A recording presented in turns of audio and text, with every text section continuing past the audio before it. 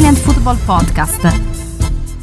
Hello everybody and welcome to the Italian Football Podcast. I'm Carlo Garganese, joined as always by Nima Tavallaey. So the new Serie A season is nearly here. It all kicks off this weekend with Napoli, the reigning champions. Today, Nima and myself are going to do our extra long preview of the 2025-2026 Serie A season. When we did the preview last season, it lasted for over 2 hours. So we'll try and was that our longest ever episode? I can't remember. I think it was. Yeah, it must have been. We've done a couple proper 120 minutes with added time and penalty shootout time ones. So yeah.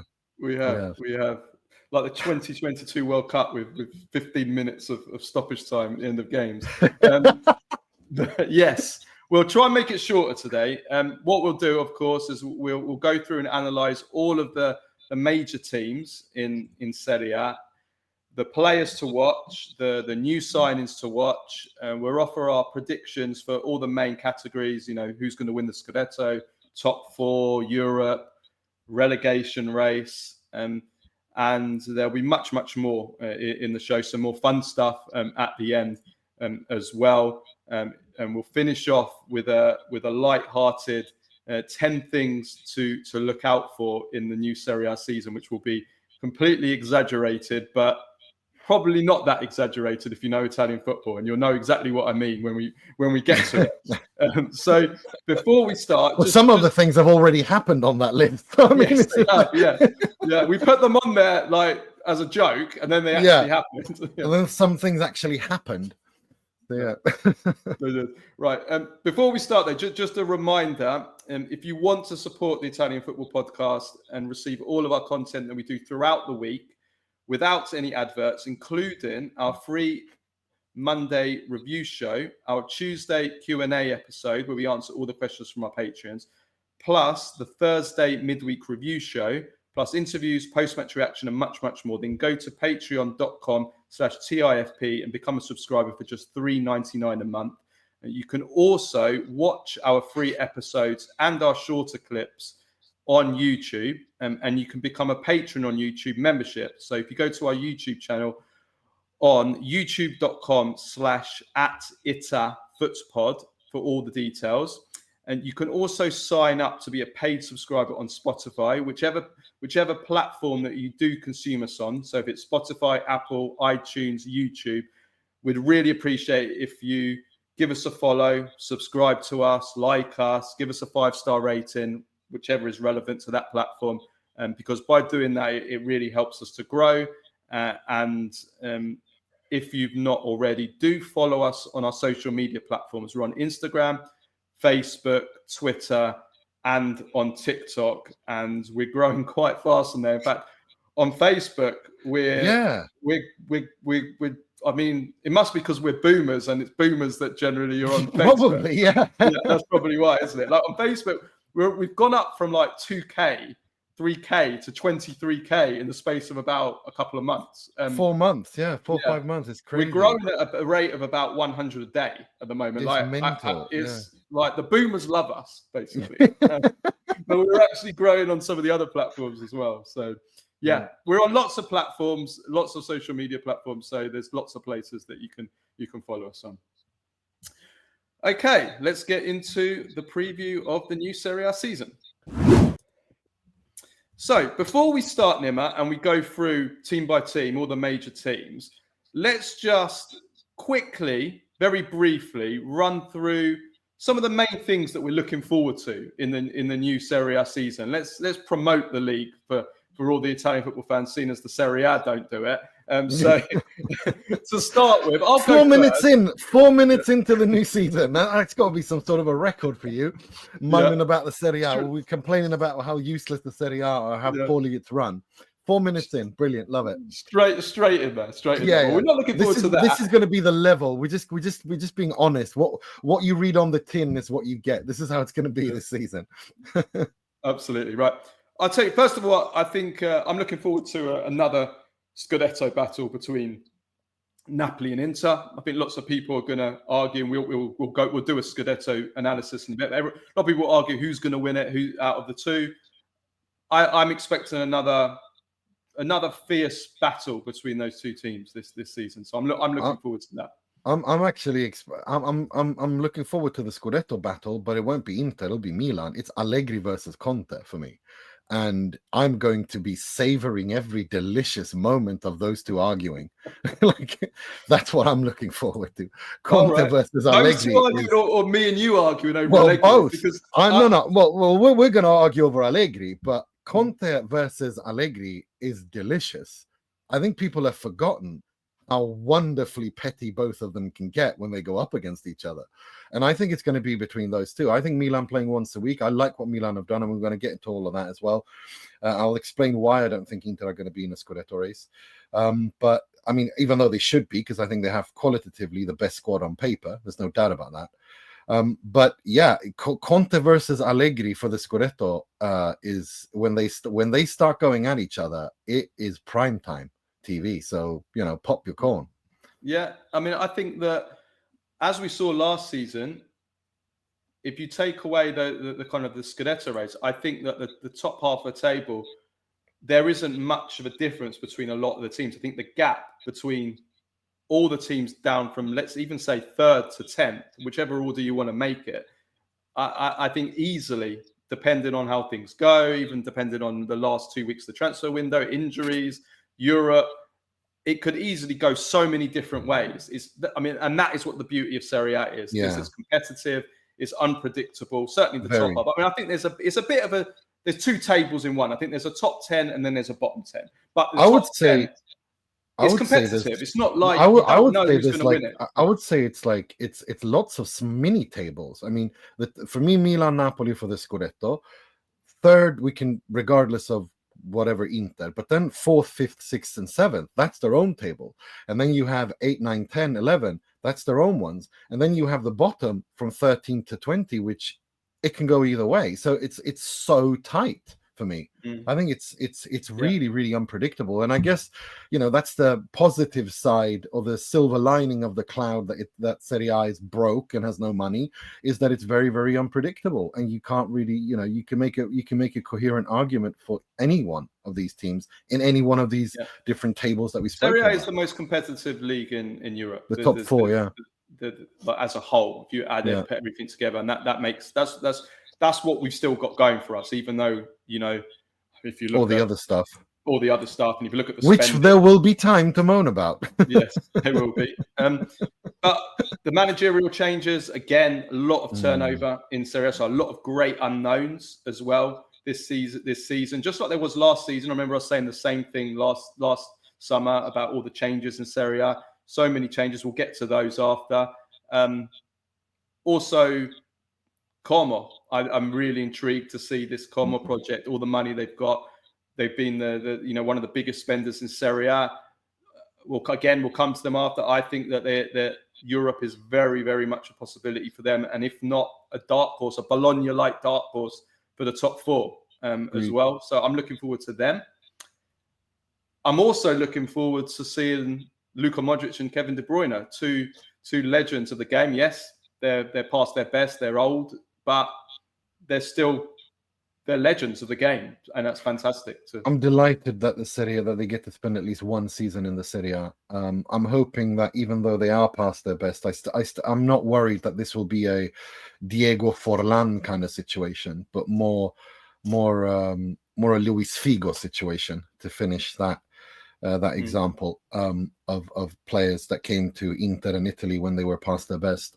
I hope so, and I think so. Both Modric and De Bruyne are past their best, but I feel that they're not finished, and I hope that they're not, and I don't think they are. So I'm actually really excited about that as well. And finally, and we'll get to this at the end in our 10 things to expect from this, 10 funny things to expect from the Serie A season, the drama off the pitch. This is always, like, it doesn't matter how bad the football is, there will always be chaos and just entertainment. I'm sorry, but it's entertaining. The Italian shit show. Italian football shit show is the most entertaining. It's just crazy, and it is entertaining. It's annoying at times. It's frustrating most of the time, but it is entertaining. There's no doubt about that.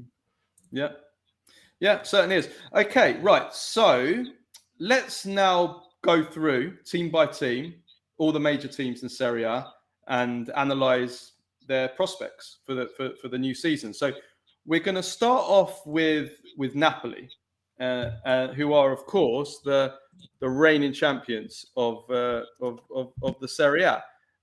So I'll quickly run down their business and their probable 11. So players in: De Bruyne, Marianucci, Osimhen came back but then was sold. Then we have Zanoli, Buikme, Luka, Milinkovic-Savic, Gutierrez from Girona.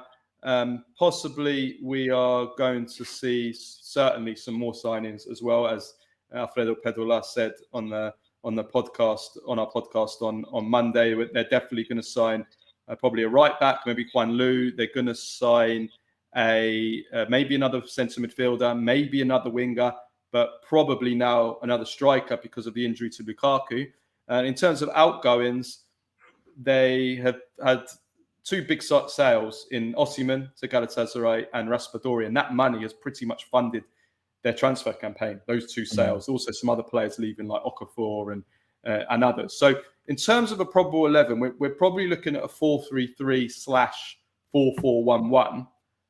But with a twist, it's Antonio Conte, so it's with a twist. I think it's going to be more of a 4-4-1-1. I don't know what you'll see a certain graphic on the screen that will have appeared maybe by now, but we're looking at probably Meret or Milinkovic-Savic in goal, Di Lorenzo, Rachmani or Buikme with Buongiorno at centre back, Oliveira or Gutierrez at left back, and then we're looking at centre midfield. I think it's going to be Anguissa, Lobotka, McTominay and De Bruyne, four of them, all four centre midfielders, with McTominay going more to the left, De Bruyne more the most attacking midfielder in the centre, and then Politano in the team as a kind of a right midfielder / right winger pushed further up. And then obviously It's going to be Lorenzo Luka for now because Lukaku is going to be out for 3 months. That's how I think Napoli will line up. That's pretty much what I'm thinking as well, with the difference, of course. I think Vanja Milinkovic-Savic is such an intelligent signing. I think he's going to win them lots of points in goal. Yeah, I mean, listen, the business that Napoli have done in strengthening the depth of the team was crucial because for starters, they've overperformed big time to win the Scudetto last season. Even though they were out of Europe, they've overperformed with the squad or the team they had available, but certainly with the squad, because really they had no squad last season at all. It was a first 11 and the backups, the bench was non-existent virtually. That was important. They've addressed that. They've addressed that well. There is lots of depth now. There certainly isn't a problem of depth this season. Even before these last few, they're going to make more transfers. Like Pedrola said, 2, 3, maybe even 4 more transfers before the end of August. So depth isn't going to be a problem. That's going to be important because they're going to be in the Champions League. So that is a big improvement. I think their other strength is obviously Antonio Conte. He's the guarantee. We'll talk about the Scudetto race after, but he's their biggest weapon over the others. The certainly Inter, but the other challengers is Antonio Conte. So Conte is going to be huge. And also, I think their other strength is the centre midfield. I think they really do have an outstanding centre midfield, and they've strengthened it with De Bruyne. And the only thing I'd add to that in terms of strength is, I think, defensive solidity. I think Buikme next to Buongiorno, Rachmani, Di Lorenzo, Oliveira, and then Vanja Milinkovic-Savic is a very solid defense. I think that is way better than it was last season. And I think they Conte understands that the Scudetto is won by a solid defense, and he has an even more, on paper at least, a much more solid defense this season. The people I've spoken to as well, Nima, to add to that on the defense in Spain, have told me that Gutierrez is a fantastic player. At Girona, he was basically 50% of their offense last season, even though he's a left back, and he does these underlapping runs, and he's going to be potentially a weapon. as well. So they're looking good. The concern... I just think the Luka signing is so smart because he's a big guy. Conte will have taught him how to play with his back against the goal, but he's very, very dynamic and he's fast, which is what Conte wants, which is what Lukaku was once upon a time when they were together at Inter, but really isn't that much. So I think that's also very important.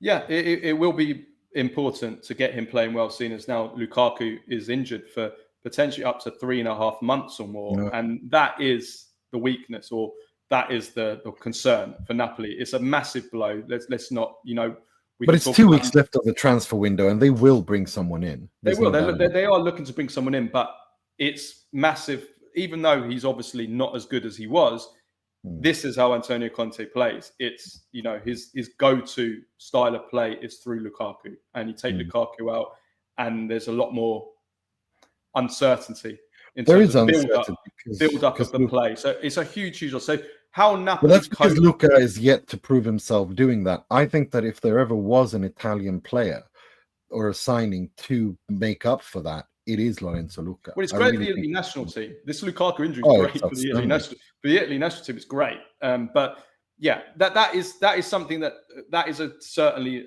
it's a blow to Napoli. Yeah. And I mean, the other question marks is the age-old question mark with Antonio Conte, and that is playing in 2 competitions. We know that Conte is the best manager in the world. There's no doubt about that. He's the best manager in the world when playing in one competition. When he's just in the league and he can focus 1 game a week. But when it comes to 2 games a week, it's not. I don't think it's as such that he can't manage in the Champions League. I don't think it's that, suddenly he plays against European teams and he can't do it. I don't think so either. It's not that. The issue is that when you're in the Champions League, you're playing twice a week. And Conte's weakness his whole career hasn't been juggling 2 competitions or playing twice a week or 3 times a week, however you want to put it. He doesn't know how to manage his squad, how to rotate his squad, how to get them fresh for both competitions. And also, I guess, to an extent, not having that extra time in training to drill them for a game when you've only got a few days to prepare rather than a week to prepare. He hasn't been able to do that. So that is, again, the big question mark. How will they perform forget about the Champions League, how will they perform in the Serie A when they're playing also in midweek in the Champions League? So, again, is something we've been talking about with Conte for over a decade now. And I think he's very fed up with it. I think he's tired of that. And I think that's why I think this time around Conte will try to prove everyone wrong. Let's remember that Conte was also someone who was so, they used to criticize him correctly at the time, by the way, that he's rigidly, tactically, can't play another formation. Well, he just won the Scudetto essentially tweaking with a back 4. It was still a very fluid. It's still his, calcio verticale, but he still managed to win the Scudetto playing a back 4, something they said he could never do. So he has surprised. We should give him credit that he has adapted with the times, and I think he's exhausted with this discussion, and he wants to prove people wrong. So obviously Napoli aren't going to win the Champions League. That would be an insane overachievement. But I think he wants to prove people wrong, and a Conte that has blood in his mouth wanting to prove people wrong is a dangerous Antonio Conte. Frothing at the mouth, I think, is the way you usually describe it. Yeah. We say in Sweden, we say blood. I translate it. Yeah. When you've got that kind of, yeah. Let's move to Inter then. Let's move to Inter. So, first of all, oh, stop moaning. Here we are, already started moaning. Right, let's talk about Inter. First of all, transfer business. Luis Enrique, Francesco Pio Esposito coming back from his loan at Spezia, Ange Boni from Parma, and then Sucic, which was done in January already. So those are the incomings. The outgoings, Zalewski for 17 million. We'll get to that later. And that's about it. Very slow. Oh, no. Esposito. Lots. There's still lots of it. Well, yeah. I mean, I'm just summing up. Van Heusden, Carboni. I'm just talking about the main ones here. So if we're looking at the probable 11, it's going to be a 3-5-2. What system is it going to be? It's going to. It was supposed to be a 3-4-2-1 if Lookman had come in, but after they kind of decided to focus on a 3-5-2. It's going, they've got 4 strikers, so they think, okay, we can play a 3-5-2. Those strikers can play in a 3-5-2. And then you have a midfielder, which in Sucic, which next to Barella and Çalhanoğlu should work if Çalhanoğlu will take over the regista role, which is what, hopefully Cristian Chivu has understood, that Hakan Çalhanoğlu as a number 10 is an asinine idea, and he's binned that, and continues with Çalhanoğlu there. We'll have to wait and see. There's talk of Aslani maybe leaving. Inter want to sell him. Arzilio has said that, but he doesn't seem to want to leave. And if they sell him, they're going to bring in another midfielder, because Chivu's made it very clear that he wants a physical, dynamic, more destructive midfielder, which box-to-box kind of midfielder, but who can balance Inter in front of the defense, because he feels that the defense needs protection. So yeah, that's where we are. But yeah, I think Inter are going to do like Pedula said. I think Inter are going to sign 2 players, minimum 2 players, before the window is over. That's his prediction. So yeah, that's what I think. And to be honest with you, I think he's kind of on the money there. I think a central defender. They've got money to spend, haven't they? So they've got 90 million, 80, 90 million. They've sold a lot of players, and they've, a lot of contracts have expired. And they made a lot of money last year. Yeah, from the Champions League as well, even though they did refinance and pay off a bit of that loan, that the bond that they refinanced and paid off, they made it from a bond. Yeah, strengths and weaknesses, right? So strengths, again, it's the best squad on paper. I'll repeat what I said last season. It's the best squad. It's the most experienced squad. It's definitely, and this is the biggest improvement Inter made. Depth. It's the best attack, the best depth of attack as well. Like, if you look at Inter last season, it was Lautaro Martinez and Thuram, fantastic as the first duo. But then the backups, which was, and that really, and I said it all season, that really hurt Inter, because especially in the end of the season, both in the Serie A and in the Champions League, because you just were unable to give Thuram, and especially when Thuram was in bad form, you weren't able to bring others in and rest and rotate and have players to come off the bench to change matches. And this season you've got Boni, who's, I've only watched one game of Inter in preseason, but he looked good in it. It was like the game that he scored in. And POS Esposito has been really good in preseason. And apparently, we're just learning today, we're recording this on Wednesday, looks like he's going to get call up to the Italy national team. As he should. This kid, look, I think it's very good that Gattuso is bringing him to look at him, to get to know him better and see what he can do with him. I expect Luka to be called up as well. I like this. Sucic as well is one of the most, is going to be, I think he's going to have a huge season. More about that later. But yeah, no, they are rejuvenating. It is a kind of a rejuvenation. And they want to get rid of some older players and bring in some new and younger blood, and they have. The problem, the weakness, is the coach. He's not experienced at all. And I'm not sure a coach that is that inexperienced can unify and keep this group of professionals on their toes.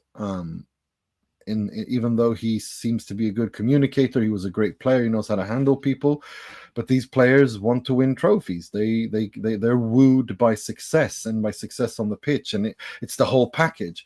Chivu might be great in terms of communication. Tactically, huge question mark, and also experience. He has nothing.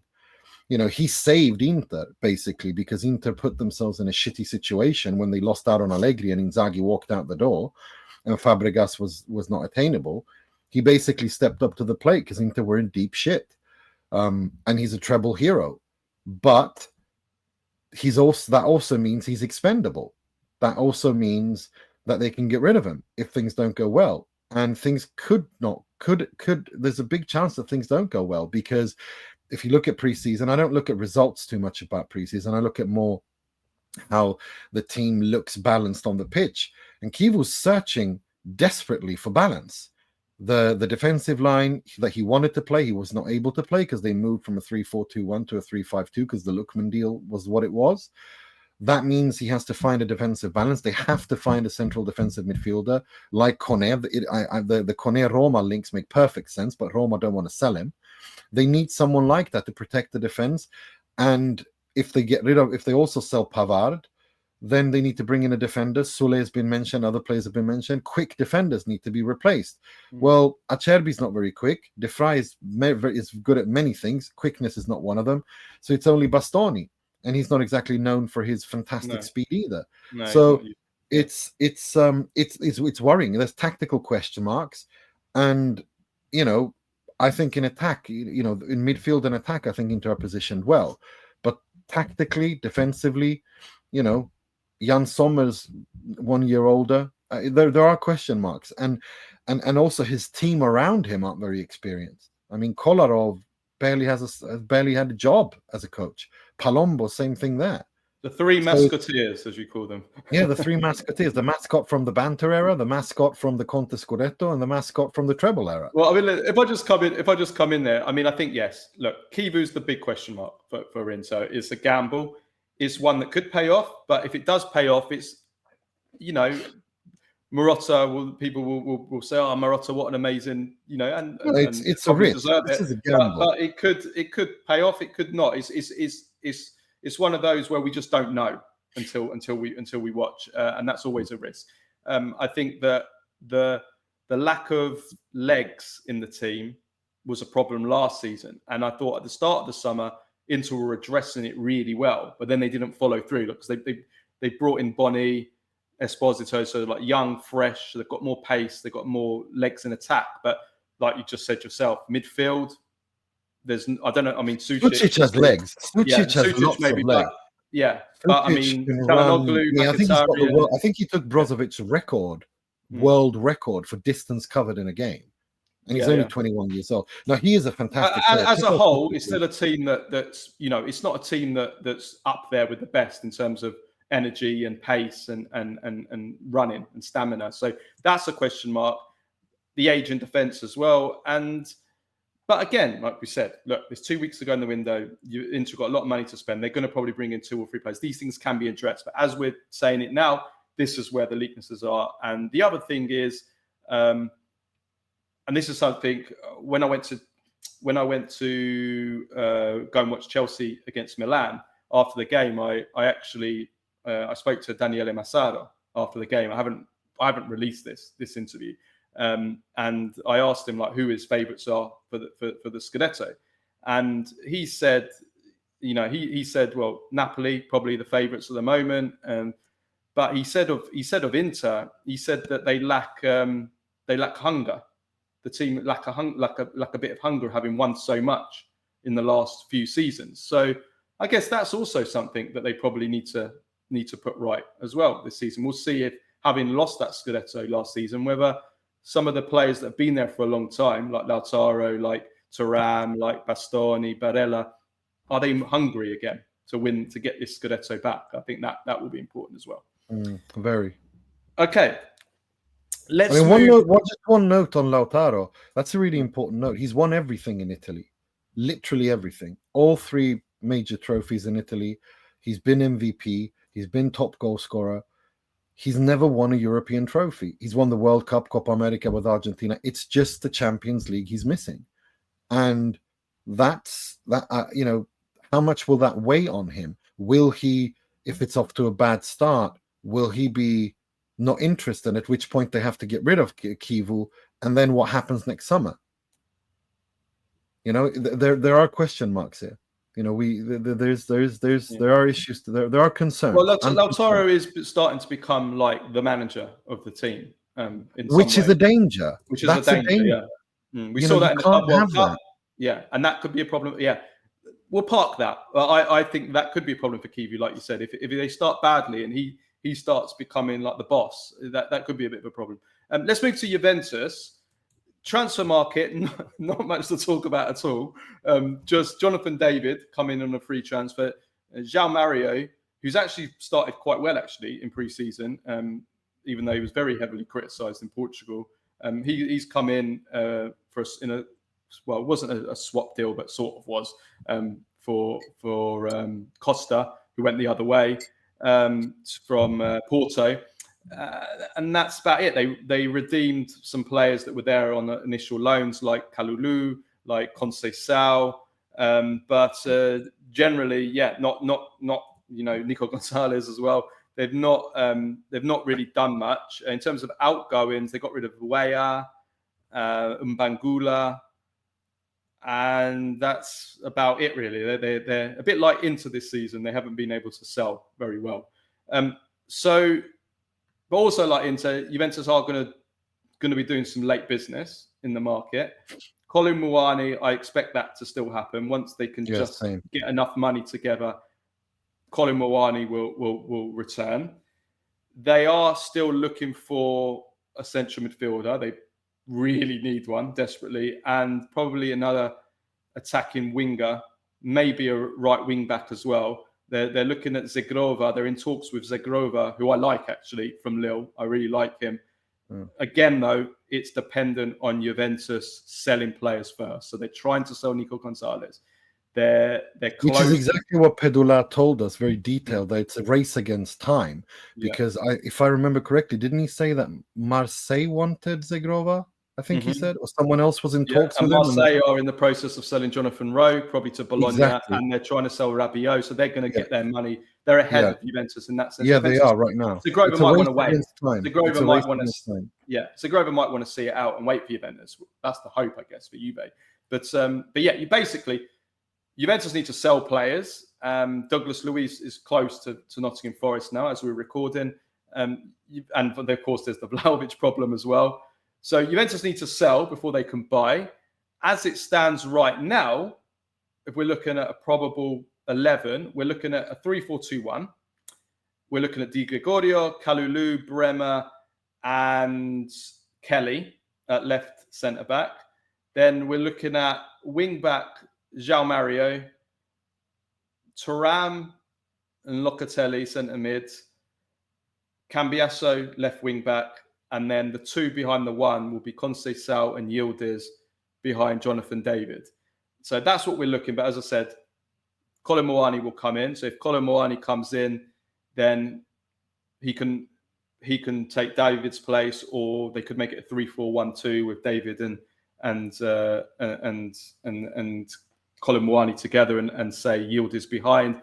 Or there is the possibility there has been some occasions where in pre-season that Tudor has experimented with a back four as well. And if they're going for a Zegrova, possibly they could look at wingers as well. But where Juventus are right now is, I don't see them as a Scudetto challenger, certainly not with the team and squad they have. Maybe a dark horse. I think dark horse. Dark horse, okay. Horse. But where they are now, I think the first 11 is okay.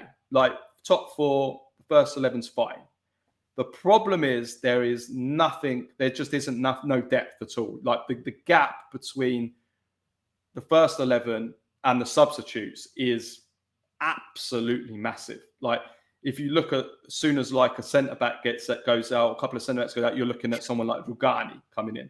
If you look at centre midfield, like Thuram is absolutely irreplaceable. Thuram basically has to play 55 games this season at a high level for that centre midfield to be good enough, because the backups in centre midfield are McKennie or Miretti, who's now injured. You know, we're talking about these level players. It's just not good enough. The backup at left wing back is Kostic. A right wing back, they haven't even got one. A right wing back, and then in attack, I mean, you've got players that they want to sell, or you've got like Vlahovic, of course, who's a big problem, and they need to try and get rid of as well. So the problem is that the depth is really bad, and if you see how many injuries Juventus have got in recent years, including last year, including the disastrous medical team that they've had, the idea that Juventus are going to be fit and keep a strong 11, plus they're in the Champions League, there's a lot of games to play. They've just played Club World Cup like Inter, and that's going to have a knock-on effect as well in terms of the fitness levels going into and throughout the season. So Juventus are in a situation now where they have to do work in these last 2 weeks of the window. It's absolute. They need to bring in more bodies.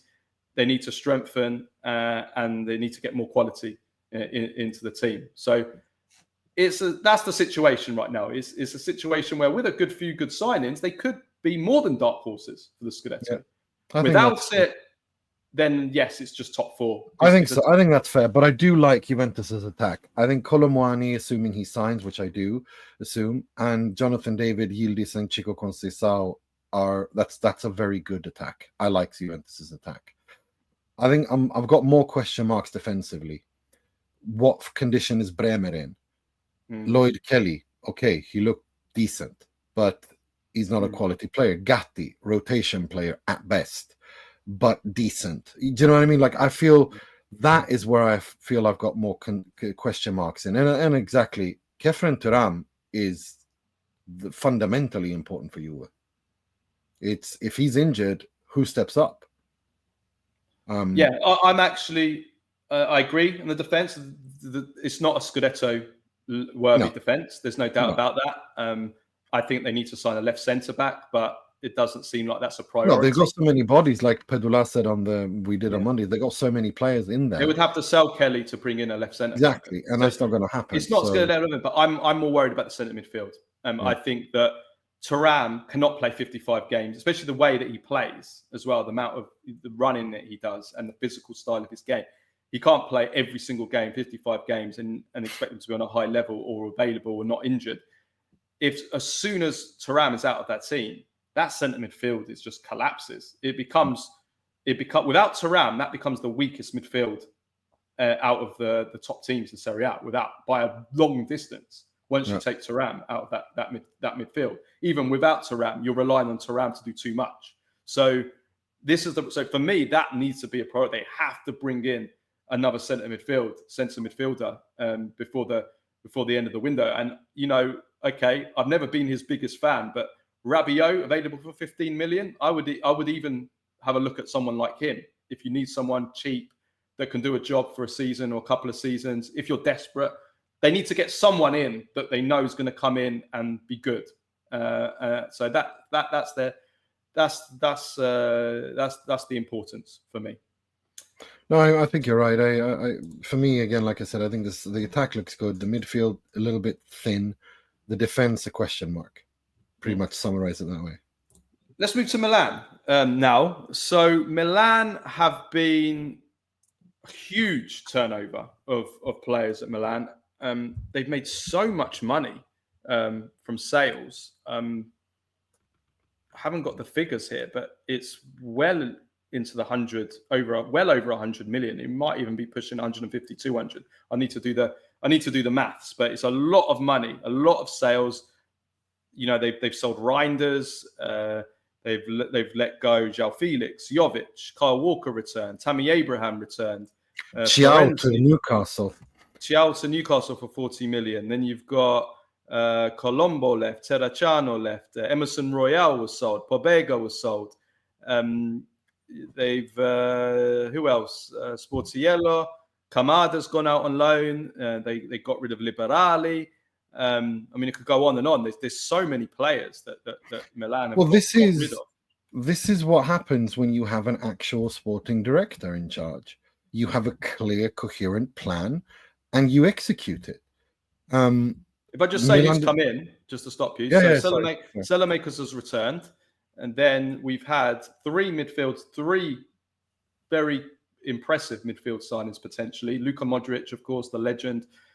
Adon Jashari, after one of the most boring transfer sagas, went on and on and on from Club Bruges. And we have Ricci from Torino and Connie De Vinter that's come in, and Akatame from Young Boys. We also know that Milan are going to certainly sign a striker before the end of the window. I think they'll sign a centre-back as well. They need to if they're going to play a back three. Yeah, they're short. If they're going to play a back three, they're on short on numbers.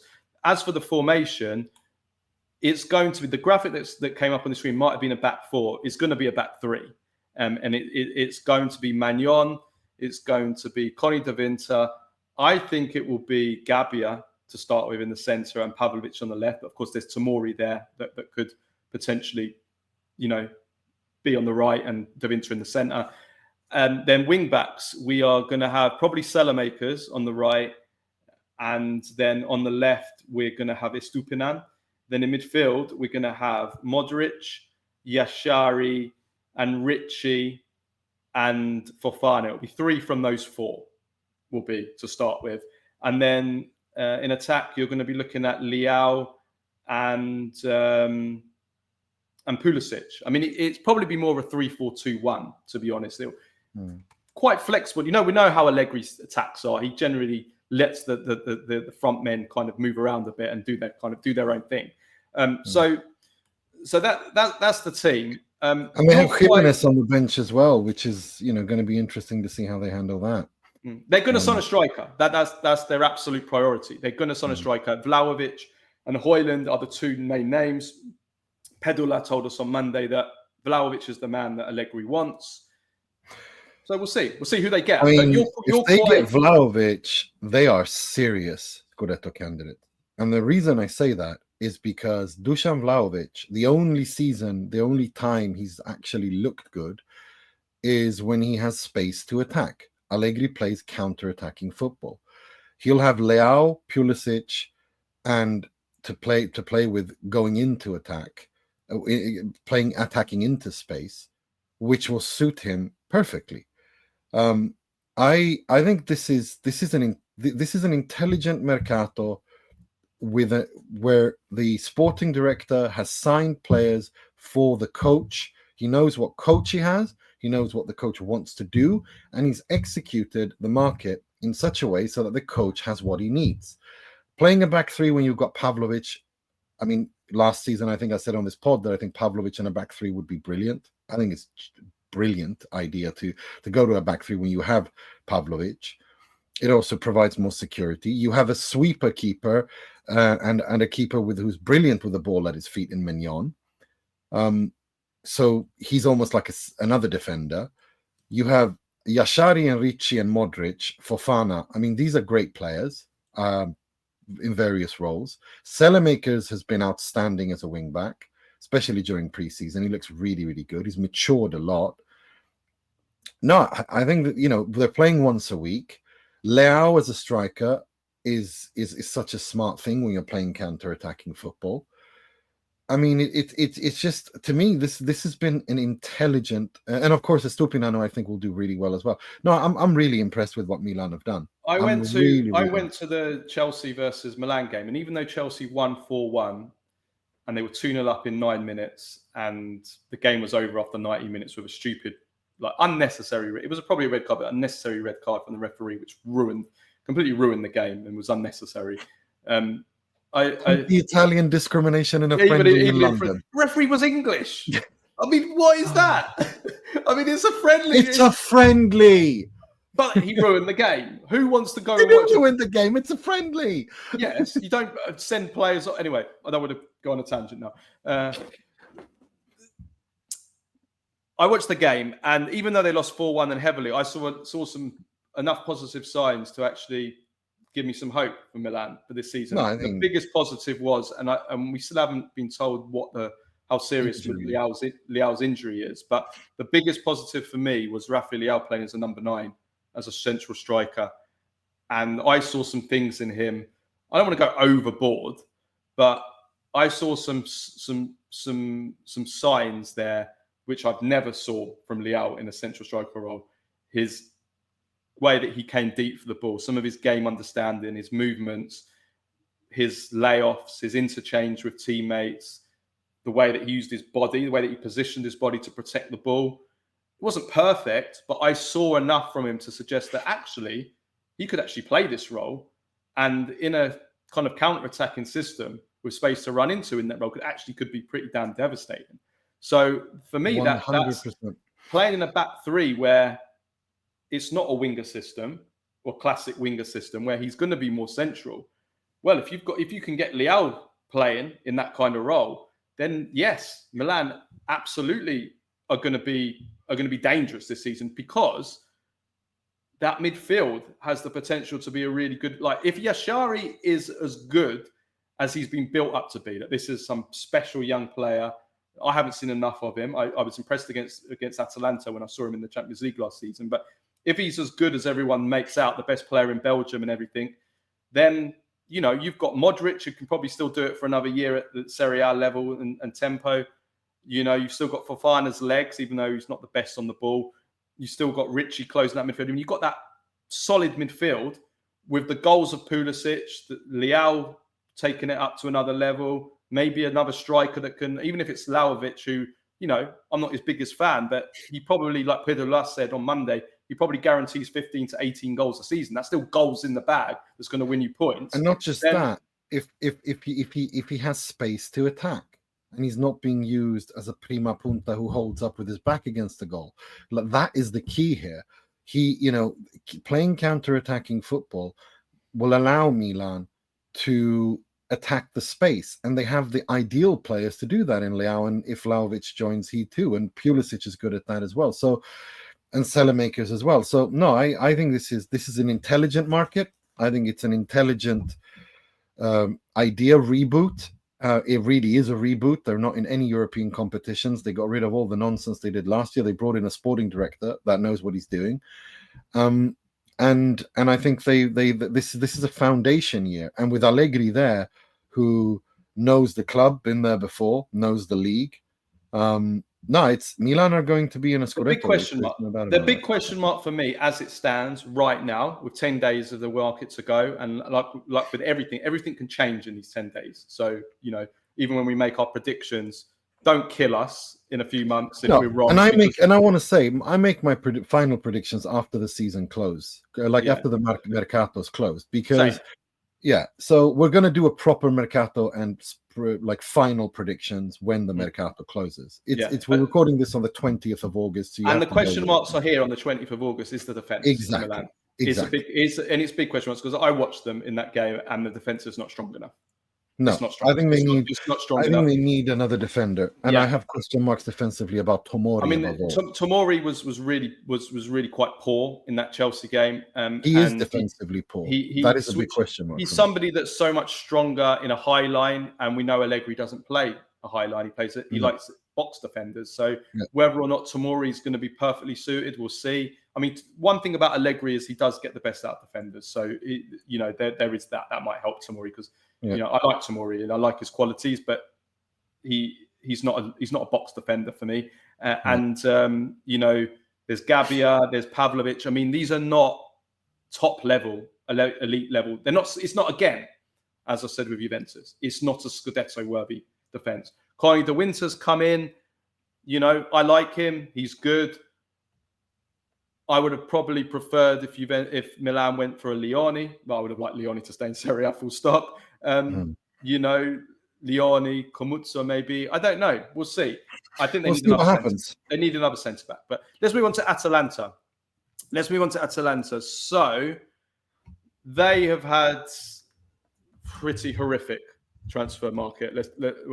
Let's be honest. I mean, they've lost Retegui, their top scorer from last season. They're going to lose Lookman. There's no way back now for him at the club. Even if he doesn't go to Inter, he simply has to be sold. Well, he won't go to Inter. We need to move past this. He's not going to Inter. Yeah, Atalanta made it perfectly clear that they don't want to sell in the Serie A. And now we're hearing that the Premier League is probably where he will go. He's going to leave, though. So they're going to lose him. And even if they keep him, I mean, there's going to be problems in the dressing room. They sold Ruggeri as well to Atletico Madrid. Now, players that have come in are really not very much so far. Sulemana from Southampton, he's an enjoyable player to watch. A really kind of great dribbler, individualist, but not really had much end product in his career.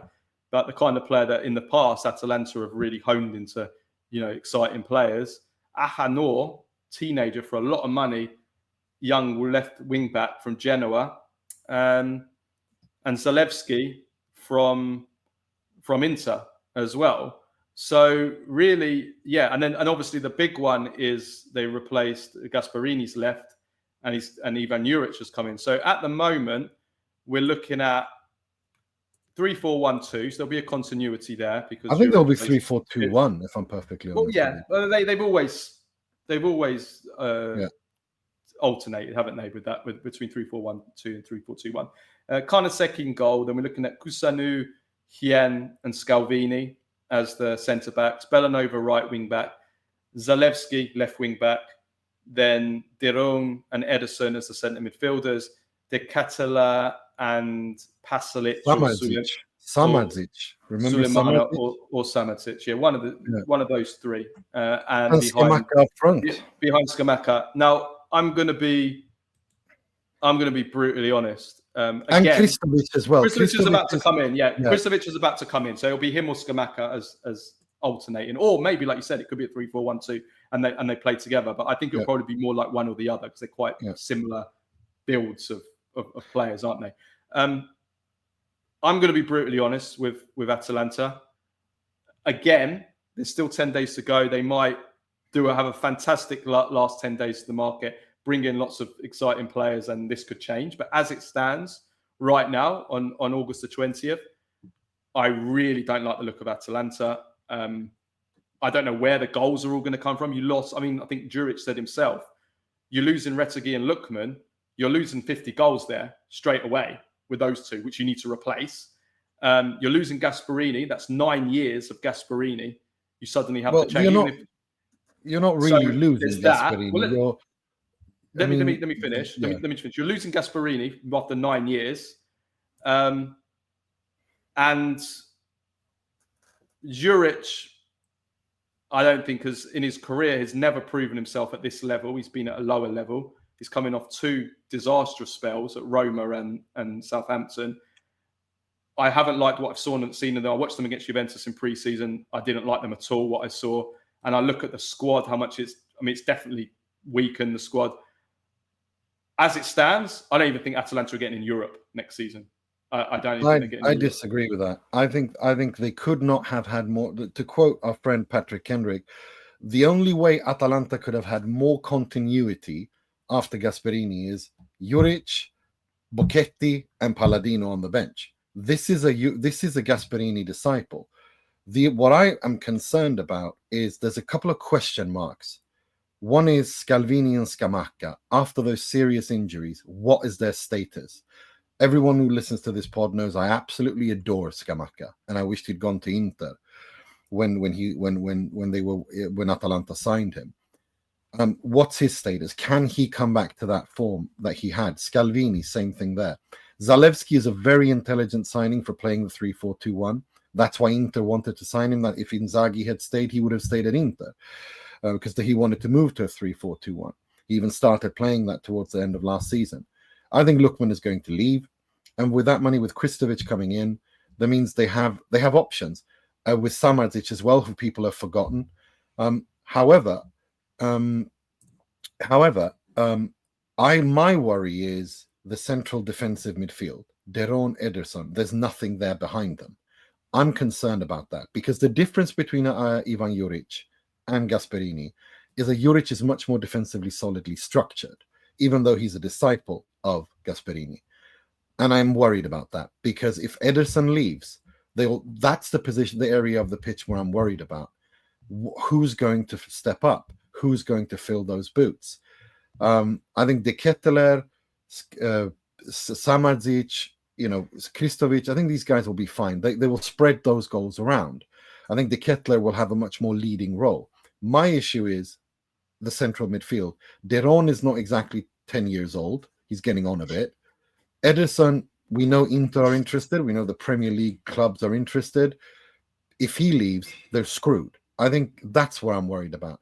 I'm looking to see who they bring in terms of defensive in that double pivot, who can do what Ederson and Deron do if one is suspended and injured. That's what I'm looking at these last 10 days. I think with Scamacca, with Kristovic, Samadzic, De Ketteler, Pasalic, I'm okay with that. And to counter your point, look, he was at Hellas. He did a fantastic job at Hellas. He overperformed at Hellas. He was at Torino, where he had no attackers. He literally had no attackers. The Roma and Southampton jobs, whoever his agent was, should be sacked and sued and probably hung, drawn, and quartered for giving him that advice. It was an insane advice to give to Juric to go to Roma and then to Southampton. That was insane. He should have bided his time, and I'm thrilled that he is at Atalanta, because Atalanta and Lazio are kind of the clubs I wanted Juric to go to after having seen him at Serie A. I'm worried about the defensive balance double pivot situation for midfield. They sort that out, they're going to be in the race for top 4. No doubt about that. I think they need to do work in the market, and they need to bring in some more quality, because all I see is all over the pitch they've downgraded. I mean, you compare this team last season, Retegui to Kristovic, downgrade. Lookman to whatever comes in for him, downgrade. Ruggeri to Zalewski, I mean, maybe the same. I don't see any upgrades in any roles, any positions, and that's before you get to the coach. So I think they need to do work. I'm worried. I'm worried for them this season, I have to be honest. Roma, though. Roma, for me, are the great unknown this season. Gasperini has left Atalanta, gone to Roma. In terms of players coming in, we've had Gilardi, Wesley, Ferguson. From why do you call him Gilardi? It's Gilardi, doesn't he? Gilardi, sorry. Yeah, sorry. Yeah, Gilardi. Yeah, Gilardi. And who else has just come in? Leon Bailey. Yeah, Leon Bailey. Yeah, from and Gasperini is literally. And they're going to do more business. They're going to do more business. Yeah, he wants Jadon Sancho. He desperately wants Jadon. And Ele Nui as well from Lens. And then outgoings, we've had Paredes, Abraham, Shomurodov, Abdul Hamid, Solbakken. Salamakers has gone back to Milan from his loan, and then a few kind of smaller players. So formation, we're looking at Svila, Mancini, Indica, Gilardi as the centre backs. Then you're looking at Wesley and Angelino wing backs, Kone and probably Elenui maybe, and then Dybala and Sule behind Ferguson. Dobby's going to be sold. Dobbix is for sale. So I'm so sad. It's an end of an era. All the meme players have left. Shomurodov, Dobby. Like, what's going on here? Not happy about this. All the Violi Nation #Violi Nation goats that are leaving. What's going on? There's Bailey as well. I guess Bailey could be one of those two behind. I'm not sure whether they'll play Dybala and Sule together. I just don't think those two can play together. But certainly, in a Gasperini, I want to see what he does with those attacking players. It'll be very interesting. But I have to say, I think that Roma are a great unknown this season, because some of these players, these new players that come in, we just don't quite know how they're going to do. These younger players like Wesley, like Ele Nui, very highly rated from the countries they're coming from. And then Ferguson, who's been really looked pretty promising in pre-season, but he's coming off like a season or two where he really has fallen away after being painted as this kind of new Wayne Rooney, this new kind of man in a boy's body, or boy in a man's body, I should say. I think Ferguson's the kind of player that actually Gasperini could probably do quite well with. But it's a great unknown, and it's going to be. They're the team I'm actually excited to watch this season, because I just don't know what to expect from Roma this season. It's funny you mention that, because I think I've said that I think they've done a good window, and I like what I've seen from them. But at the same time, exactly like you said, it's Gasperini's first season, and we know that it takes a while for him to implement his ideas. Rome is a very hot piazza. It's a crazy place. He's a very hot-headed person. Is it a case of stick of dynamite meet nuclear bomb, or will this somehow be a terror balance where they make it work? Because there's balance in the madness. It really is difficult to say, but I'll tell you this much: it's going to be entertaining. Roma are going to be very entertaining to watch. And I think Roma are going to do well in Europe. I think this season in the Serie A, I don't expect them to challenge for top 4. I think they're going to need some more time for this to work and Gasperini's ideas to gel. But I do think that in Europe it could work, and I think that Dybala similarly to Papu Gomez at Atalanta, I think Gasperini is the perfect manager to cream out the last out of Dybala before the inevitable argument that's going to happen and Dybala is kicked out of Roma. I mean, we know this is going to happen. I mean, I don't have it on my list of things that's going to happen, but this is an extra one. Dybala and Gasperini. Well, Dybala's another one. We don't know what is going to happen, because I would have said on paper, I wouldn't have expected Josip Ilicic or Papu Gomez to be particularly Gasperini type players in terms of their work rate, in terms of their, well, I guess maybe I'm being unfair with Papu, but certainly Ilicic, quite lazy, inconsistent, but genius. But look what he did with him. So Dybala could potentially feel that. Well, that's what I'm saying. That's why I mentioned. But again, he might not. He might be that he doesn't run enough. This is why I mentioned Papu Gomez and Ilicic, is because I think he knows how to cream out the last out of these players before he has a big argument with them and gets rid of them, which is what the club kind of wants, because, Dybala's on high wages. He's not getting any younger. There's no resale value. It's last year of his contract, isn't it? So I think so there's going to be something inevitable. There's going to be inevitable conflict between Dybala and Gasperini at some point. There's no doubt about that. So I think. If I look at the kind of like the strengths, is potential strengths, we have to say. Like if Gasperini can replicate that Atalanta model, especially as they're bringing in more youngsters, you've got the kind of Ranieri wise head above him, so it should be more of a settled. You'd think be more of a settled environment. They've kept Kone, which is crucial. I couldn't believe. I read some stories from some journalists saying, "No, Kone doesn't suit the Gasperini system." That's the most insane thing I've heard. Absolute bollocks is that? Like they're going to sell him nonsense. I saw quite a few people saying this. I thought, what a load of rubbish. He's like the most Ederson-like player that you'll ever see. I think he'll be absolutely crucial. I think he's a fantastic player. And then, again, someone like Sule, can he grow after what we saw? He's scored some nice goals in pre-season. So, you're saying there isn't an opening for the top four. I think there could be an opening for the top four, but No, I'm not saying there's not an opening. It's an unknown. It's an unknown.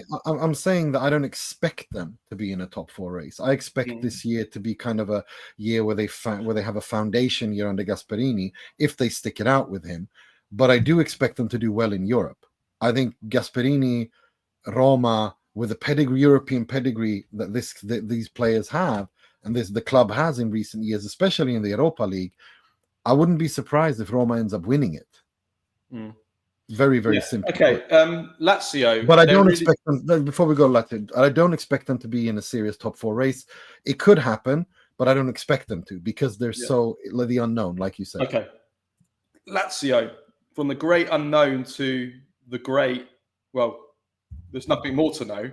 That's Lazio, who have done nothing this summer in terms of incomings. They couldn't do anything. They've been given they're banned. Well, not banned, but they are banned from transfers. They're not able to sign any players because of this liquidity index issue, which I'm not going to bore everyone by talking about again.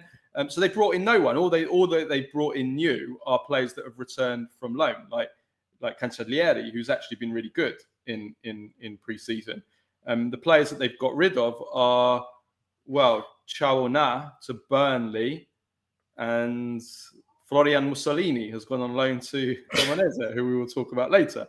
So probable team is, let's say Maurizio Sarri is back from I'm sorry, but like that will.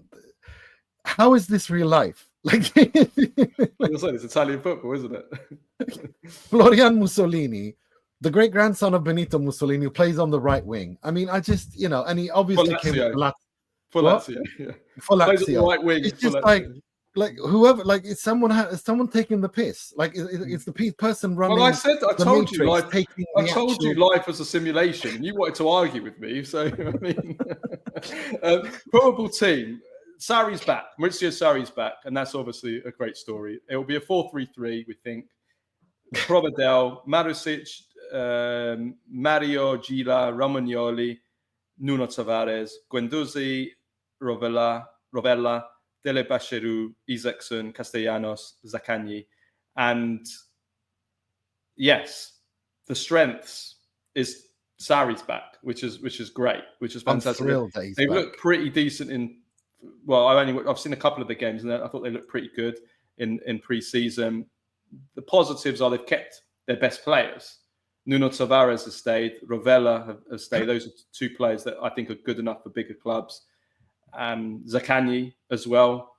And Cancellieri's been really, really promising in pre-season. I think he's always had some good attributes, Cancellieri, like with the pace, the left foot, good dribbling, but he's never quite done it. So given that Lazio haven't been able to buy anyone in pre-season, they really need to hope that someone like Cancellieri or someone younger can emerge, because otherwise it's just a nightmare of a summer. But you can only, I mean, Pedula said it on Monday, you can only feel sorry for Sarri. He's come here like he didn't know there was going to be a transfer, and now it's like, what the hell can he do? Just has to work with what he's got, and it's difficult to expect too much from Sarri. I mean, I think that's blown their chances of a top four. The fact the transfer has blown their chances of a top four. Now they're going to just have to try and get into Europe. But even if they don't get into Europe, you can't really be too hard on Sarri. No, you can't. You literally can't. I think if anything, first of all, he's one of the most criminally underrated and poorly treated coaches in Italian football. I have so much respect for Maurizio Sarri. I look at Lazio and I look at how poorly Lotito is managing this club and is a hindrance to this club. And I look at the fact that Pedula said on the Monday show, 30,000 season tickets. For me, the bad job of the week are Lazio fans. No doubt about it. 30,000 tickets in the middle of this shit show with an owner that is a hindrance and doesn't care. And you know, it's going to be a difficult season. Everybody knows it. I think one positive aspect, not a positive, but a positive thing that can come from this is the unity of the group. Sarri knows how to build a group. He knows how to unite the group. Well, he's had all summer to unite this group. And I think they will fight for each other. They will fight for him. And he will, you know, he will have built this siege mentality. I think Rovella and Nuno Tavares are going to have great seasons because he's there, Sarri's there. But like with Roma, but for completely different reason, unknown. It could be a perfect situation where they have a perfect situation and perfect season and everything comes together and they finish in the top four. Equally, you don't know what to expect. I mean, it's weird. It's two unknowns in the same city for both teams from the same city, but for completely separate and different reasons. Yeah, absolutely. Let's move on to Fiorentina. They brought in Stefano Pioli. And in terms of incomings, a lot of kind of younger Italian players, they've gone down kind of like the Italian route, aren't they? We've discussed this earlier in the summer. Love it. And it's, Fazzini has come in from Empoli, Vitti from Empoli as well. Colpani. Is Colpani? Isn't Colpani already there? Colpani was already there. Yeah, you're right, but they bought him, yeah. Yeah. And then, the other one, Stefan Som from Parma is a player that I like. And also Edin Dzeko at 39 years old. Yeah, Colpani's left. Sorry, I got mixed up. Yeah, Colpani's left. He was there, but then he left. Yeah, sorry. Yeah. And has he left? I don't even know where the hell he is. Yeah. Well, yeah, he was on loan from Monza. I thought they'd probably bought him. But anyway, so, in terms of outgoings, not too much. Not any kind of Unzola, Sotil, Adli, Fodoruncio, Colpani, Cataldi. Yeah, Bove, unfortunately, we know what happened there. So, in terms of probable team, we're looking at 3-4-1-2, De Gea, Comuzzo, Pablo Mari, Ranieri, then Dodo and Gosens, Fagioli and Som probably in the centre of midfield, and then Gudmundsson, Keane, Dzeko maybe in attack. We'll have to see. There might be a bit of rotation. Look, Dodo, Gosens, Gudmundsson, Keane, Dzeko, that's firepower. And Pioli is I think he's the right man for this team. I'm so happy he's back in Florence. I really am. I really like Stefano Pioli, and the way that he handled it last time he was at Fiorentina when Astori tragically passed away, no, it's I'm happy he's back. And I think that attack, Dzeko, I think is going to show again what a quality player he is, even though he's almost 50 years old now, I think. But, if you use him correctly, hold up his vision, create play, fare regista offensivo, which is a term in Italian football I hate, but it does make sense. With Keane and Goodmanson and Gorsens and Dodò, no, I think they're going to be a handful. They're going to be a handful for sure. Yeah, I mean, I think that Pioli's a good hire for Fiorentina level. I do like Som. I think he's an exciting player. I think they've improved their depth a bit, but ultimately, I think Europe again, challenging for Europe. I think probably not strong enough for top four. Bologna, let's go through this quickly. I thought they had a really good season with Italiano. Obviously, won the Coppa Italia. Fell away a bit at the end with the league, but that's probably because their focus was on the Coppa Italia. But if you look at their transfer market, I haven't, especially with Sartori there, I've been disappointed with their transfer market so far. Again, there's still 10 days to go. I'm sure he can pull something out of the bag, but it's been very unlike Sartori in that he's brought in Bernardeschi, brought in Immobile, kind of aging players that are kind of past their best and gone down that route. And then if you look at the players that they've lost, Boikema to Napoli and Ndoye to Nottingham Forest, these are big loss, huge losses, and that they haven't really. I mean, Vitic from Sparta Prague, we'll see how good he is, but yeah, so far, if you look at their probable team, it's definitely weaker. Their first team, Skorupski, you're looking at home, Vitic, Lutsumi, who's wanted by Sunderland, they're pushing hard for him, Miranda at defence, then Ferguson, Freuler as the holders, and Orsolini, Odgaard, Dominguez, and then Immobile or Castro as the striker. So yeah, I think Bologna drop down this unless they can do something in the market, or they Sartori unearths these younger players who develop and surprise us, which is always possible. Well, look, I've not liked their window. I'll be honest. Look, this is a case, I think, of the mercato not being exciting, but the football might be good on the pitch in terms of results. In terms of the project I wanted Bologna to pursue after Italiano's season last year, when he played some of the best football in Serie A, they were the best team in Serie A for a couple of months. They're winning the Coppa Italia. This is exactly what I didn't want them to do. Losing Boikema, losing Ndoye, losing again important players, and going back the experienced route. This is not what I wanted Bologna to do. But having said that, they've done that. I think this kind of creates some sort of stability, because Sartori is a genius, yes, but he's not a miracle worker. You can't lose Zirkzee, Calafiori. You can't lose Boikema, Ndoye, all these players year on year, win trophies and then lose them year on year. Use the manager and expect him to constantly be able to refurbish and replenish, rather. I think this season for Bologna is a season where I think this is about stability for them. And I think that's why Bernardeschi, Immobile have come in. They want to find some sort of stability from which to kind of rebuild again. And I think it's a shame from one aspect, because they are in Europe as Coppa Italia champions. And I would have liked to have seen the typical Sartori project with Italiano to take that next step. I think this is going to be one of those kind of years where they stopgap years for Bologna, for the Bologna project, and I think that's a shame. Yeah, I think it is a shame. But again, there's 10 days left. He might go out and sign some exciting kind of younger and more unknown players who then emerge. Finally, Como, before we start going through our predictions.